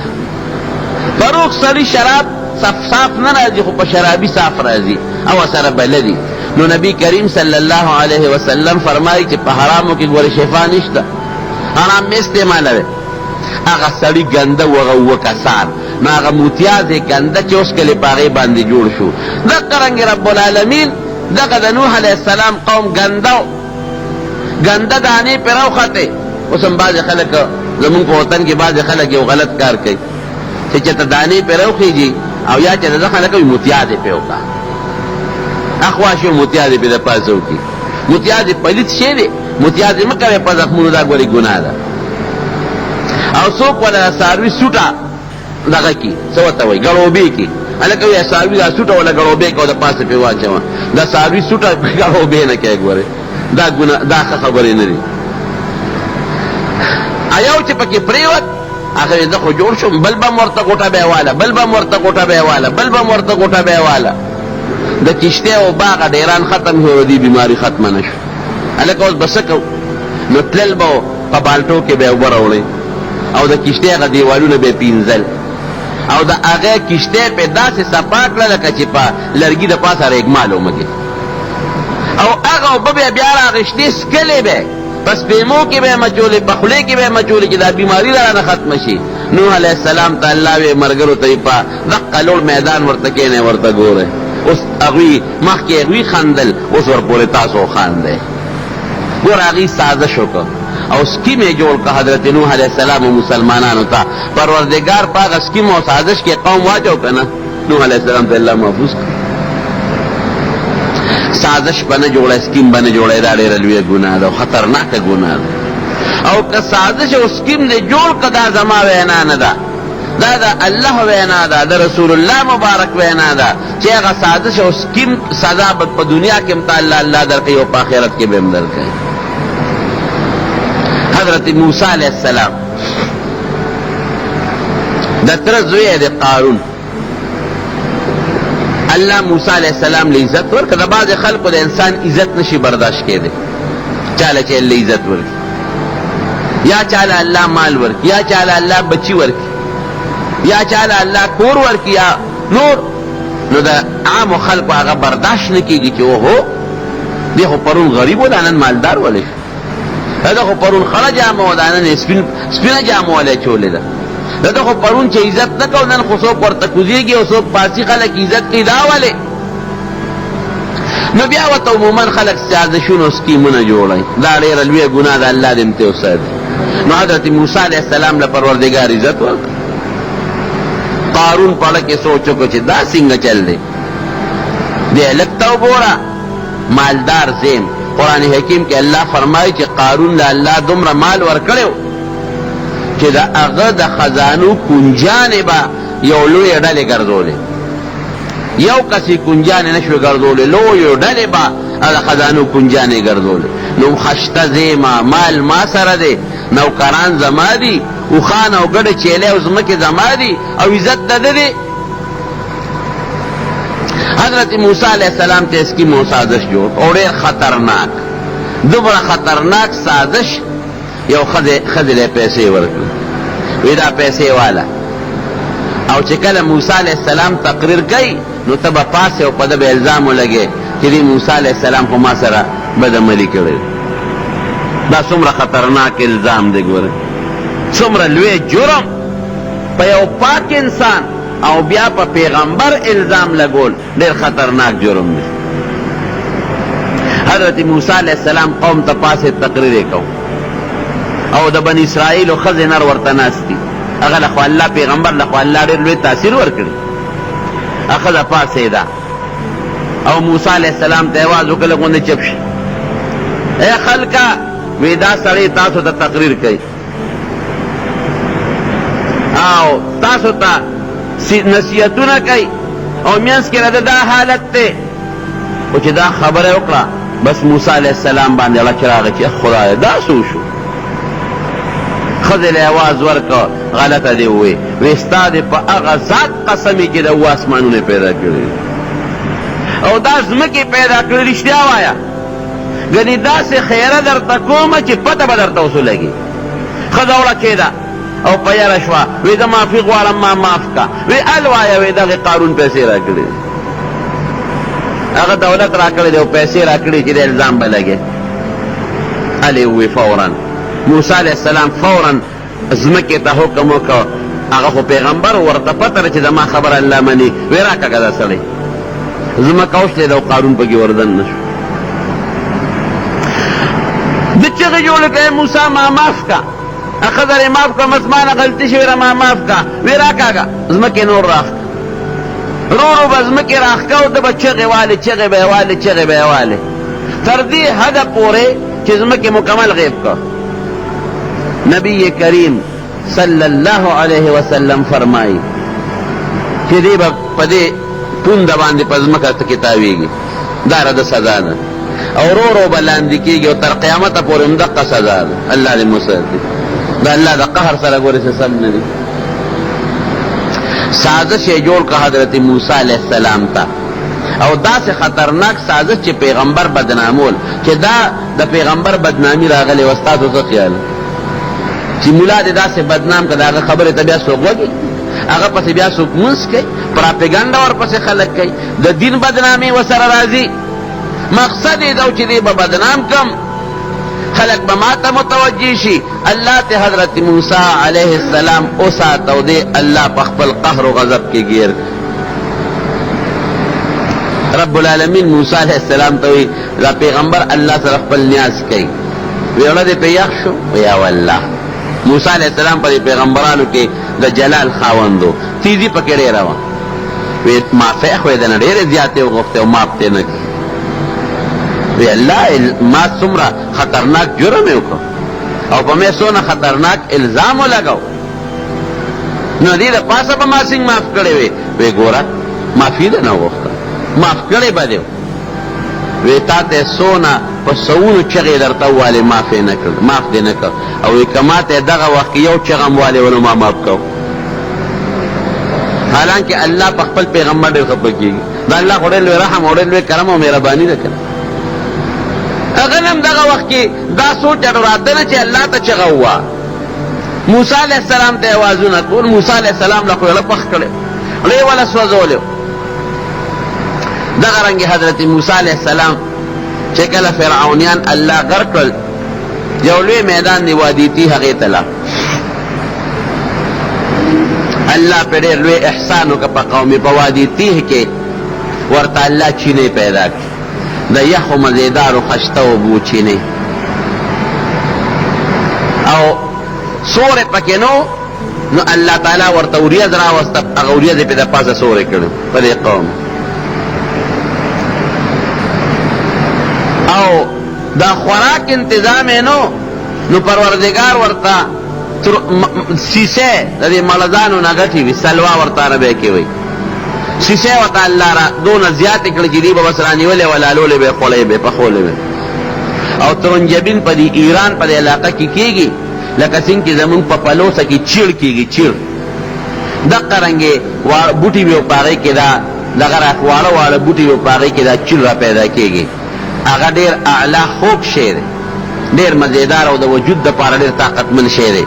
نو قرآن حکیم کې الله تعالی د نعمت په شکل کې بیان کوي، انزلنا علیکم المن والسلوى. د سیسې اعلی غوښه به یې خوړه، ترنجبین به یې خوړه، او مزیدار اعلی قسم اوبه د پروردګار پیدا کړې وې، هغه به یې څښلې. او هر وخت به یې په سر باندې وریځ او یخ مزیدار اعلی بادونه به لګېدل. بني اسرائیل خوشحاله شو. الله ته رجوع کړه چې الله زما دا قوم چې ژوند تېرېږي د ژوند د تېرېدو به څه طریقې وی ته راشه کوهي تور ته او ما سره یو څو ورځې تېرې کړه، کوهي تور کې تېرې کړه، زه به دله یو قانون درکړم،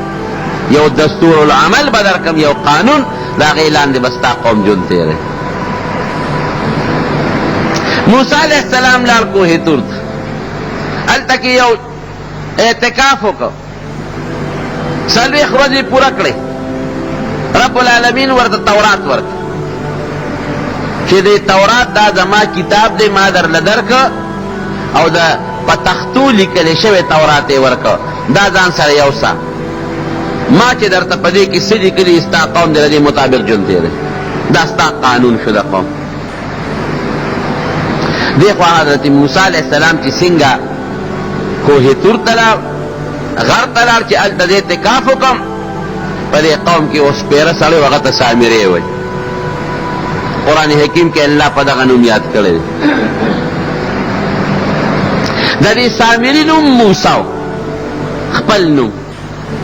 او د موسی علیه السلام نوم موسی و. دواړه چې کوم وخت کې فرعون خو اعلان کړی یو وخت کې وی چې کوم نارینه هلک پیدا کېږي دا به وجنو. ولې نجومیانو ورته ویلي چې یو هلک پیدا کېدو والا دی او دغه هلک به ستا نه بادشاهي اخلي. او اب ستا د ذلت ذریعه ګرځي. نو د اعلان وکړ وی بني اسرائیلو کې چې څومره هلکان پیدا کېږي وی دا هلک په بني اسرائیلو کې پیدا کېږي هغه وجنه. بیا اعلان وکړ چې یو کال قوم ورته ګیله وکړه وی دا هلکان چې ټول مړه شي دا ماشومان نو دا چې کوم بوډاګان او ځوانان دي دا به مړه شي او نوې نسل خو تا ختم کړو زمونږ خدمت به څوک کوي؟ د بني اسرائیلو نه به دوی خدمت اخېسته د فرعون قوم. وی ښه یو کال ماشومان وجنې او بل کال یې مه وجنه. رب العالمین موسی علیہ السلام پیدا کړ. چې پیدا کړ د الله په حکم یو صندوق یې وله جوړ کمو او هغه په صندوق کې بند که ماشوم او دریاب ته وغورځو. دریاب ته وغورځو دا زما کار دی. او سامرین پیدا شو. د سامری مورم وی چې دا ماشوم زما مخکې د فرعون کارنده راشي وجنې دا خو ډېر ګران کار دی. نو د مور یې دا ماشوم بوته دا سامري د هغه نوم موسی و. نو ځنګل کې وغورځو. چې زه بس که مري د ما د سترګو نه پناه خو به مړ شي که نه. ځکه د فرعون کارنده ګرځي او ماشومان د مور مخکې لاله. حضرت موسی علیہ السلام پیغمبر الله د فرعون کور ته ورسو. د فرعون په کور کې تربیت شو او دغه سامري چې د هغه نوم موسی و هغه له به جبریل علیہ السلام راته و د هغه تربیت جبریل علیہ السلام کو. ګور الله ته د سامري تربیت جبریل علیہ السلام وکړو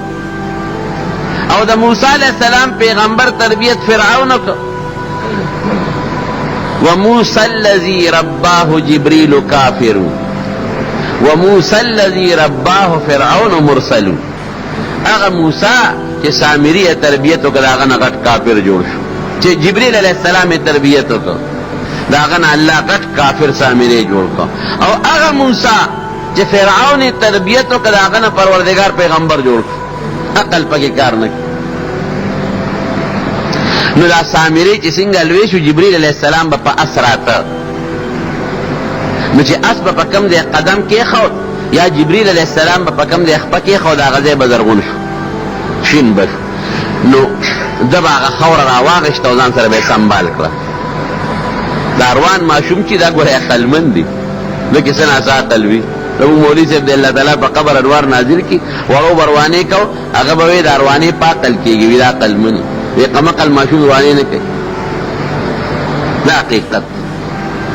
نو هغه خاوره یې ځان سره جمع کوله. دې چې لوی شو خاوره یې بوسخکۍ کې ګردوی کې څه چل شته. حضرت موسی علیہ السلام چې کله د فرعون نه ته سره د قوم نه نو د بني اسرائیلو کالي ورسره و سره زر او سپین زر. فرعون سره د قوم الله غرق چې وادي تیه ته دې ورسېدل او موسی علیہ السلام د الله ملاقات ته لاړ چې تورات ورکړي سامري دې قوم ته وی هلکه دا کالي راغونډ کې وی دا خو حرام دي دا خو مونږ د فرعون د قوم نه راغشتي دي. قوم یې وی دا خو جوړېږه موسی علیہ السلام راشي وی نه راغونډ به کړو. نو چې موسی علیہ السلام راشي نو د هغه نو بیا تپوس وکړو که نه ډېره کالي ترې غونډ کړل او دا سره زر دا کالي ټول ویلې کړل او د سخي او ډانچې په ځمکه کې جوړه کړه. طالب دا سره زر یې په هغې کې ور واچول سخي یې ترې جوړ کړه. چې سخي یې ترې جوړ کړه نو هغه خاوره چې د جبریل علیہ السلام د قدمونو د اس د قدمونو ځان سره ساتلې وه هغه خاوره یې راواغېسته او د هغه سخي په خوله کې وغورځوله. سخي چغې جوړ څلوېښت ورځې موسی علیہ السلام هلته اعتکاف وکړه او قوم یې څلوېښت ورځې د سخي عبادت وکړه. ټول قوم نو بعضې کسان پکې سمم او هارون علیہ السلام یې ورور د پیغمبر د هغه ورته نصیحتونه کول خو قوم کوم ځای صبرېده هغې ویې د سرو زرو سخي ته ګوره او چغې ته ګوره معلومېږي دا چې دا د موسی علیہ السلام خدای دی. هلته الله پاک موسی علیہ السلام له تورات ورکوي ها دا تورات واخله دا ستا د قوم د ژوند د تېرېدو ذریعه شوه دا قانون شو خو چې ورشې نو قوم دې په لوی غم اوړېدلی دی. الله هغه څنګه وی هلته یې د سخي عبادت شروع کړی چې څنګه راغې او قوم ته یې وکتل چې دي خو سخي ته په عبادت پراته دي نو په خپل مشر ورور په هارون علیہ السلام یې ورمنډه کړه د سر نه او د ګیرې نه یې کلک راونیو وی تا ورته نه کتل تا ګاله به راغلی وې ما ته به دی لویلی ورته یې وې وروره ما ورته ډېر نصیحتونه کړي دي خو زما نصیحت په اثر نه دی کړی، ما ډېرې خوارۍ کړې دي او تا له زه قدر نه لرم چې بیا به تا وایي چې قوم دې دغسې پرېښود او ته ما له کوهې تور له رالې. موسی علیه السلام غصه وکړه نه، په دې غصه و چې ظالمانو الله د سره څه وکړل. ستاسو دشمن فرعون سره د ټول قوم نه الله هلاک که تبی که یو من او سلوا ترنجبین او سیسی در باندې الله وخوړی، د نور د تاو د بچکولو دپاره در باندې الله ورېځ راوسته، د خوږو اوبو چینې درته الله پیدا کړی. نو دومره ناشکري مو کړه چې بیا هم د سخي عبادت شروع کړو. سخي ته هم خدای ووایي، په ټولو حیواناتو کې د سخي نه قمقل شی بل نشته، هغې ته هم خدای ووایي. سامري ته یې ویې راشه اوس موسی علیه السلام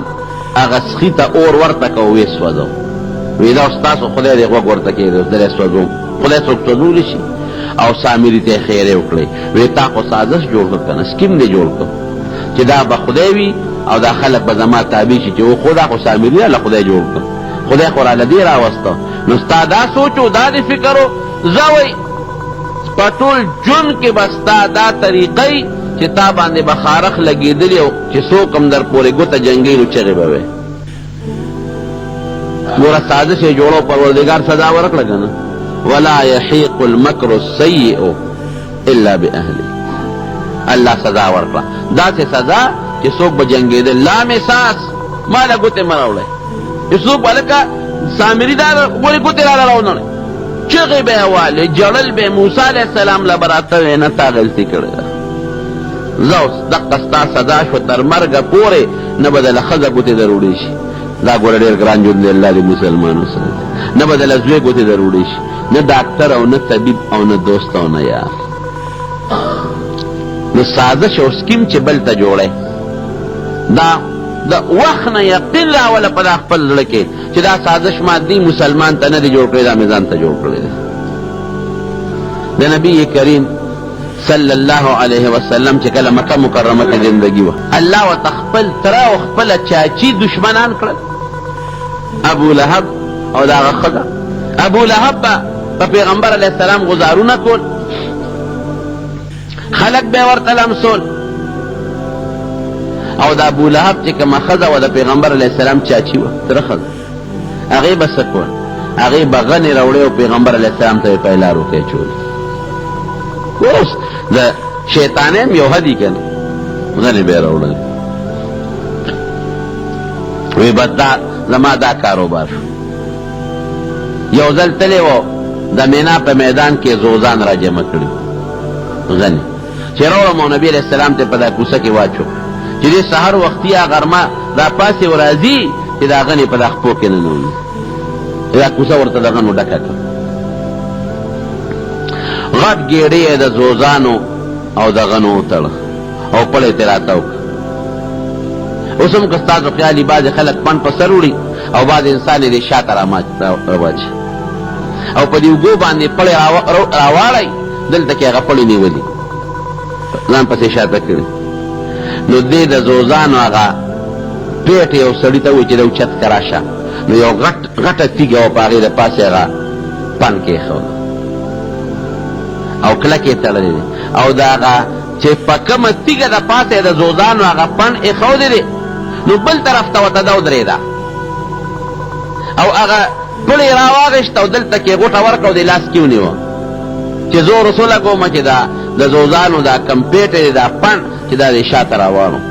خو چې څنګه یې زور لګو نو هغه پن د هغه تیږې نه پورې غاړه پرېوت،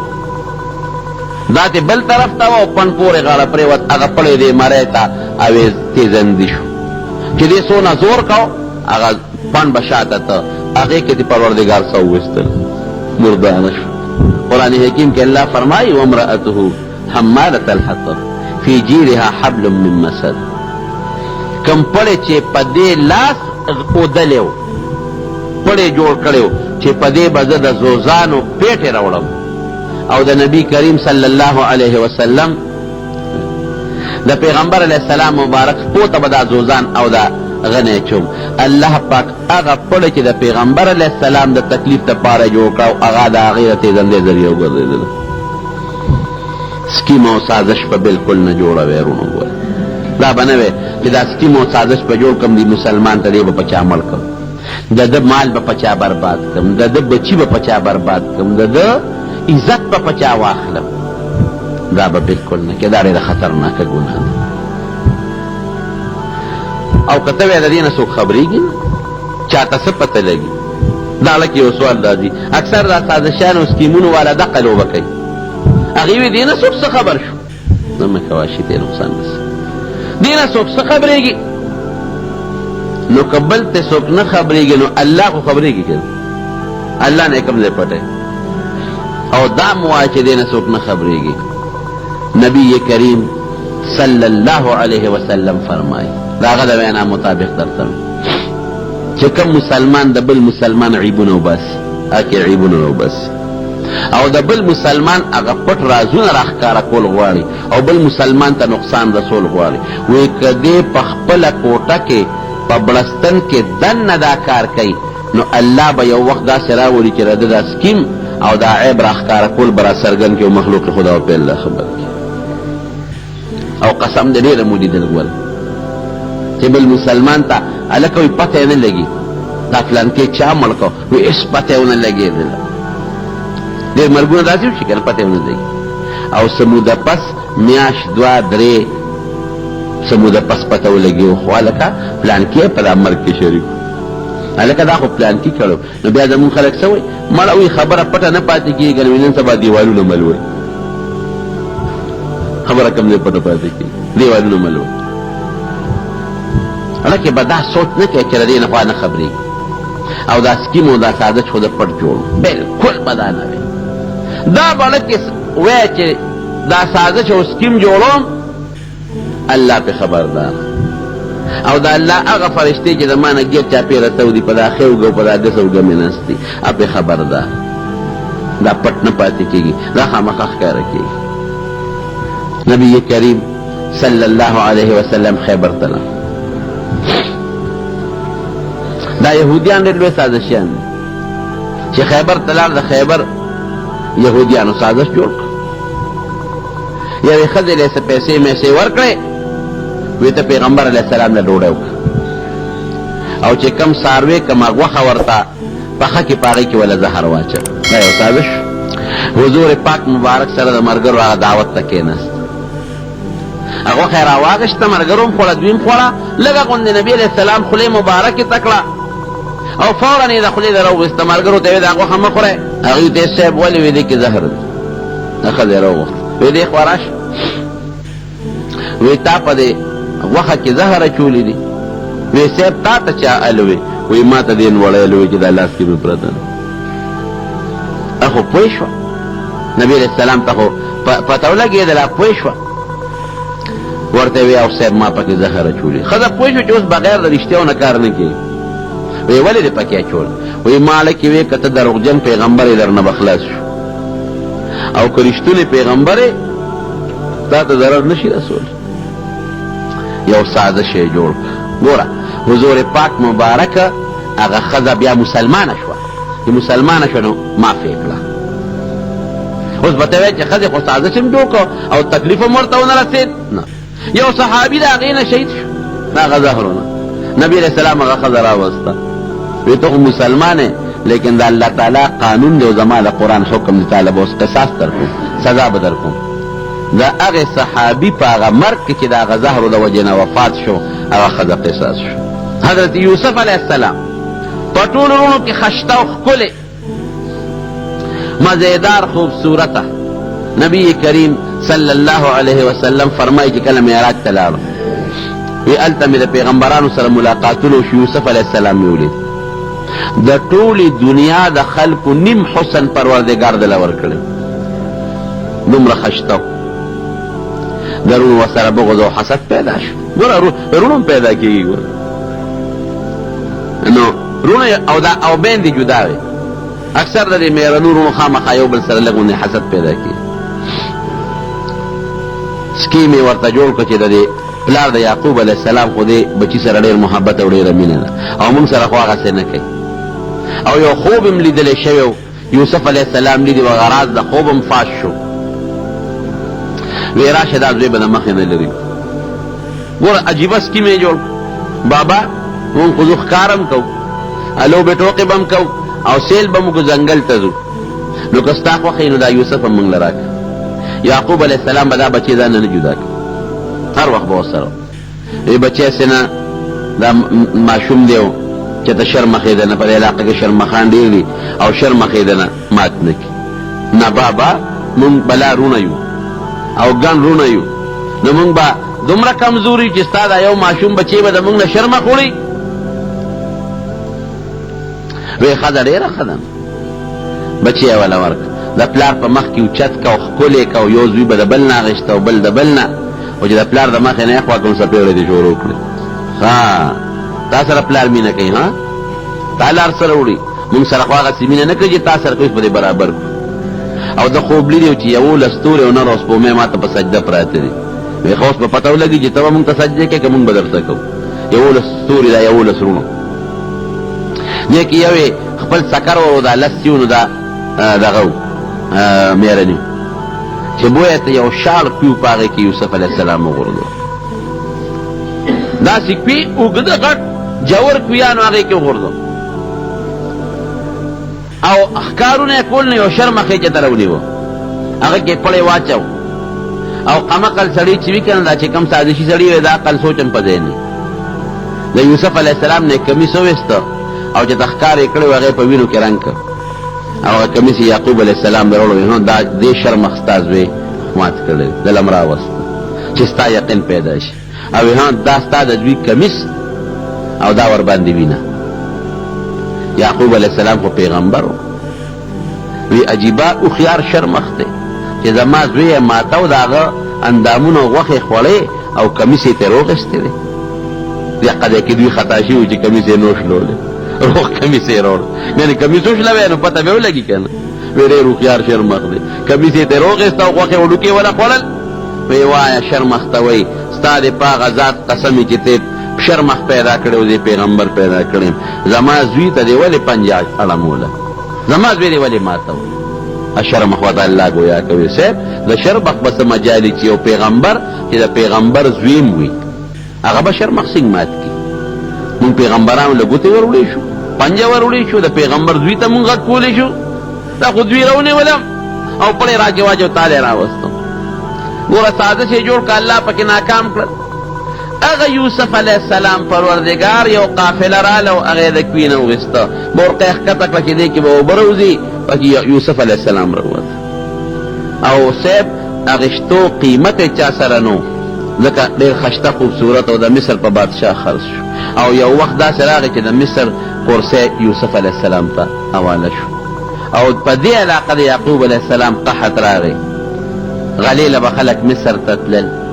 یوسف علیه السلام له به تل دوی غلې له لاړل غلې راوړه یوسف علیه السلام یې ونه پیژن دوباره چې څنګه لاړل یوسف علیه السلام ورته ځان وخو په خپو ورته پرېوتل صاحب ته زمونږ ورور یې مونږ نه غلطي شوې ده مونږ معافي غواړو سازش او سکیم پټېږي نه ګورئ او که د انسان نه پټ کې د رب العالمین نه نشي پټولی دا به چرته هم نه کې زمونږ د خلکو ګورې دا یو عادت دی څوک په دکان کې څوک په پټي کې څوک په حجره کې څوک په لاره کوڅه کې بالغ ته ډډه والي یو په یو ورچوه بل په بل ورچوه یو تم سکیم جوړوه بل تم سکیم جوړوه دا غټه ګناه ده خطرناکه ګناه هېڅ چرې به دا نه کې دا ګناه کبیره ده خطرناکه ګناه ده او که چرته ستا په دې سکیم او سازش کې د بل مسلمان مال برباد شو د هغه مرګ پکې راغی دا به نه وی چې مرګ ما نه دی کړی هغه د مړي ګناه ګورې ستا وشوه د قتل ګناه کې به شریک شي هېڅ پته نه دی د هغه مال ته نقصان د هغه عزت ته نقصان د هغه ورور ته د هغه بچي ته د هغه قوم ته هغه وبال کې ته شریک شوې مونږ خلک دا سوچ کوو چې دا ډس چا وکړو دا بس قاتل دی نه دی کې چې چا ورسره تعاون کړی دی چا پکې شیطانت کړی چا سکیم او سازش کړی دی نبی علیه السلام فرمایي چې د بل سړي په مرګ کې په دوو ټکو څوک شریک شي د قیامت پر ورځ به په تندي ولې لیکلی چې دی د الله د رحمت نه مایوسه دی الله دې مسد نو سکیم او سازش گناه کبیره ده غټه گناه کبیره ده د دې نه مکمل ځان ساتي او که په دې پوه شو چې یو سړی د بل مسلمان خلاف داسې خبره کوي چې د هغه عزت ته پې نقصان رسي د هغه مال ته پې نقصان رسي یا دا هغه ژوند ته پې نقصان رسی د مسلمان ته نصیحتونه دا ګورو. دا یو کس تپوس کوي چې سپړې په مانځه کې د امام نه مخکې رکوع وکړي او یا سجده وکړي نو وایي په دې باندې مونځ خرابېږي او اودس یې ماتېږي. مسله داسې ده که چا د امام نه مخکې رکوع له لاړ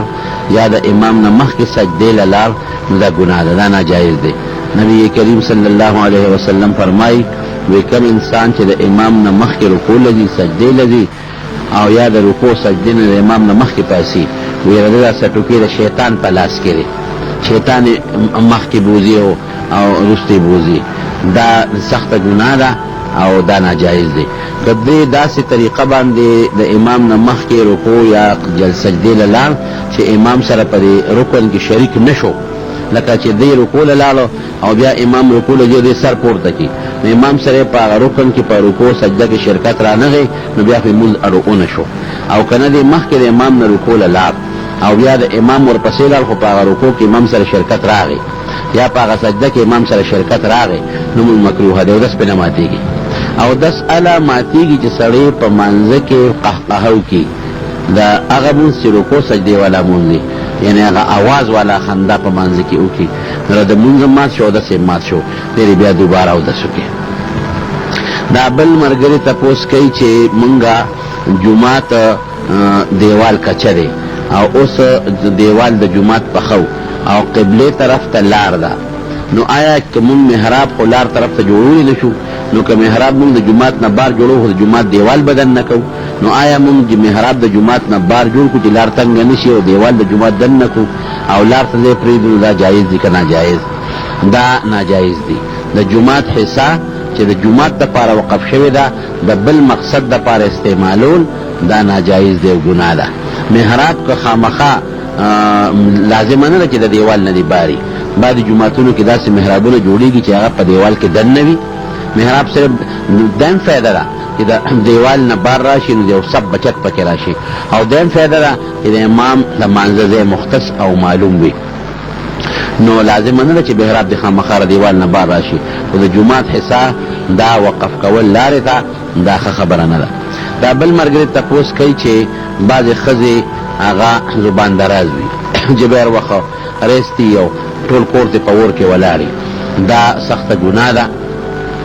زنانه به په خپل کور کې د خپل خاوند سره تیزی نه کوي، نه به پې غصې کوي، نه به پې اواز راوباسي. دارنګې زنانه په اسخر باندې یا په خواښې باندې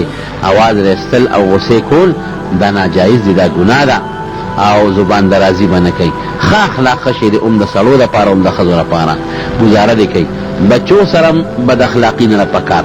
د بچو سره هم په داسې طریقه باندې وخت تېرول پکار چې کنزل پکې دي. بعضې زنانه کنزل ډېر زیات کوي نو بچي هم هغه چل زده کړي، بیا بچي هم هغسې کنزل کوي. د زنانو بعضې خویونه داسې دي چې خیرې ډېرې زیاتې کوي، نو چې دا خیره وکړي نبي علیه السلام مبارک فرمایي بعضې وختونه د خیرو د قبولیت وي، نو دا خو په جذباتو کې وي، بچي ته خیر وکړي، مال ته خیر وکړي، خاوند ته خیر وکړي، او بیا د هغې نه وروستو سوچ یې وروستو راچوي دا مې څه وکړل، نو بعضې وخت کې خیره الله قبوله کړي او انسان پې ستومانوي، نو خیره پخ انسان د الله تعالی بدي شي او دا ښه خبره نه ده. دا بله مسله ده چې یو سړی په داسې وخت کې راغی چې امام په خطبه دی، آیا دی به سنت کوي که به نه کوي؟ نو خطبه هغې ته ویلی شي چې د دویم بانګ نه پس امام شروع کوي. نو که یو سړی په داسې ټیم کې راغی چې د خطبې اذان شروع دی، الله اکبر، دغې نه پس به دې سنت نه کوي. دا د امام ابو حنیفه رحمت الله علیه مسلک دی، اگر چې د نور علماو ائمو پکې لږ اختلاف شته، خو د هغې مسلک دا دی چې د اذان د خطبې نه پس به دې سنت نه کوي، دا سنت ترې باندې نه پس وکړي. البته که امام تقریر کوي نو هغه د تقریر دوران کې دې سنت کولی شي که نه شي کولی، نو هغې کې خو سنت جایز دي که کوي، ځکه تقریر خطبه نه ده، هغه مسنونه خطبه د اذان نه پس شروع کېږي. خو بهر کې بیا هم په دې تقریر کې چې دې سنت کوي نو د هغه اواز اوري نو لکه هغه تشویش پیدا کېږي. یا دا دی چې دې مثلا د بعضې پکې آیاتونه د قرآن حکیم ووایي هغې ته چپ کېدل پکار دي، نو بهتره خبره داره چې په وخت سړی منزله ځي او اذان د لومبي اذان پسې زوال پسې فورا خپل سنت کوي، ثواب هم کېږي، ځکه چې نبي علیه السلام فرمایي چې کوم سړی د بانک پسې فوري ده لومبي بانک پسې یعنی په وخت لاړه زوال پسې هغه الله ډېر لوی اجر ورکوي په حدیثو کې دی ډېر لوی ثواب دی. دویمه مسله دی ملګري دا تپوس کړی دی چې د سحر سنت داسې وخت کې سړی جومات ته راغی چې امام په جمع باندې ولاړ دی په فرضو نو دی به سنت کوي که به نه کوي. نو دی کې زمونږ مسلک کې دوه قول دي خو راجح قول دا دی چې که امام د دویم رکعت رکوع ته سره رکوع لاندې کولی شي دی دې دا خپل ګمان دی چې زه را سنت کوم امام په دویم رکعت کې رکوع سره لاندې کولی شم نو بیا دې سنت وکړي. او که دا غالب ګمان و چې نه که زه دا مونځ کوم دا سنت او امام په دویم رکعت کې رکوع سره نشم لاندې کولی بیا دې سنت پرېږدي. خو که دې سنت کوي هم په دې جومات کې په دې خیال چې امام زه په دویم رکعت رکوع کې لاندې کولی شم دا ځای کې به سنت کوي چې د امام اواز نه اوري لکه امام کوټه کې دې بار سنت وکړي یا امام بار مونځ کې دې په کوټه کې یا لوی جومات یو طرف ته دی وکړي. که دا ځای کې دې ودرېږي چې سب سره نږدې دی او د امام قرائت دې اوري بیا دې بالکل سنت نه کوي بیا دې پرېږدي لکه چې بیا قرائت اورېدل په ده باندې واجب کېږي دې باغې ته خامخا غوږېږي. ښه دا سنت د سال کې پاتې شي بیا به څه کوي نو دې کې زمونږ د امام محمد رحمت الله علیه قول دی او هغه مفتا به راجح قول دی چې د سحر د نور خطو نه پس را سنت بیا وکړي نور اوخیږي هغې نه پس سنت وکړي. ملګري دا تپوس کوي چې د مازدیګر مونځ یو سړي وکړ دا خیال و چې جمع شوې ده او د مونځ وکړ فرض یې وکړل اوس امام سره د جمع نه وشو امام راغی دې به څه کوي نو د خو خپل فرض کړي د مازدیګر د فرضو نه پس نفل جایز نه دي نو دې بس امام سره شرکت نه کوي. او د ماښام متعلق علما لیکي چې د امام که د مخکې فرض کړو بیا امام یې را لاندې کړ امام سره ځکه شرکت نه کوي چې 3 رکعاته نفل نشته دی خو چې امام سره نفل کوي خو 3 رکعاتو نیت به کوي 3 رکعاته نفل نشته. بعضې یو قول د علماو پکې شته چې امام سره د نفل نیت وکړي خو چې کم وخت کې امام سلام وګرځي د پاس یو رکعت دې وکړي نو دا به 4 رکعاته شي. خو دا قول مرجوحه دی. ښه دا ده چې د مازدیګر او د سحر او د ماښام د 3 واړو منځونو کې که د مونځ کړو امام سره شرکت دې نه کوي او که ماسپښین او د ماسخوتن د فرض کړي او بیا امام را لاندې کړ امام سره د نفلو نیت دې وتړي الله به د نفلو اجر او ثوابونه ورکړي. دا بل ملګري په ذهن کې دا سوال دی چې یو سړی جنازه تیاری نو تیمم وکړي او جنازه کې شریک شي. زمونږ په وطن کې دا عام رواج دی او ډېر غلط رواج دی. خلک مقبرې ته لاړ شي هلته ډډې لګولي ګپ شپې لګوي او چې کوم وخت جنازه راشي نو بس په قبر یا په کاڼي باندې ډبار شروع کړو تیمم ووایي. دا مسله غلطه ده دا ناجایز ده چې د سره وخت د اودس وو نو اودس به کوي چې اوبه وي اودس به کوي وخت ورسره شته اودس به کوي. تیمم د هغه چا دپاره فقهاو لیکلی دی چې جنازه دې په تیمم وکړي چې دې داسې وخت کې حاضر شو ده ته پته نه وه او دې جنازې ته حاضر شو ناګهاني جنازې ولیدله که دې اوس اودس کوي جنازه تې تېرېږي جنازې مونځ تې کېږي د جنازې خو بل بدل شته نه نو دغه وخت دې فورا تیمم و چې دا جنازه ترې نه راړندې شي. اوس چې د مخکې ده ته پته ده چې په 4 بجې جنازه ده او دې ناست دی او ډډه یې والې د اودس نه کوي جنازه حاضره شي بیا فورا تیمم ډبار شروع کړي دا خو ناجایز ده. زموږ پښتانه نه وایي چې اوبه وي نو تیمم ته حاجت نشته نو ده خو دا خو پښتنو مسله ده خبره ده خو خبره د شریعت مطابق ته د سره ټیم و ده به اودس کړی بیا به مقبره کې د انتظار کړی. ښه او که د جمعې مانځه کې یو سړی داسې وخت کې راغی یا د جمعې مانځه یو سړی داسې وخت کې راغی چې د اودس نشته او دلته چې جمعې مونځ کېږي نو دی په تیمم د جمعې مونځ نه کوي ځکه د جمعې مونځ بدل شته دی چې هغه د ماسپښین مونځ دی. که جمعې مونځ ته ته تیمم دې نه کوي خپل اودس دې وکړي که امام سره جمعې مونځ را لاندې کړي خو ډېره خلک را لاندې نه کړي ماسپښین مونځ وکړي. او که د اختر مونځ دي د اختر نه مونځ هم بدل نشته نو که دا ټایم کې دی راغی چې دی اودس کوي نو مونځ ته د اختر ختمېده نو امام فارغېده نو دی بیا خیر په تیمم د اختر مونځ وکړي. د جنازې د مونځ او د اختر د مونځ چونکې بدل نشته نو که د اودس کوو دا دواړه مونځونه ته تل نو دی اودس وکړي تیمم دې ووایي او د جمعې مونځ داسې نه د هغې بدل شته د هغې په ځای که جمعې مونځ ته لاړ ماسپښین مونځ دې وکړي. ربنا آتنا في الدنيا حسنة وفي الآخرة حسنة وقنا عذاب النار. رب العالمين زمون واستاسو دا خواره و دا عرص قبول و منزول کی وصلى الله تعالى على خير خلقه محمد وآله وصحبه أجمعين.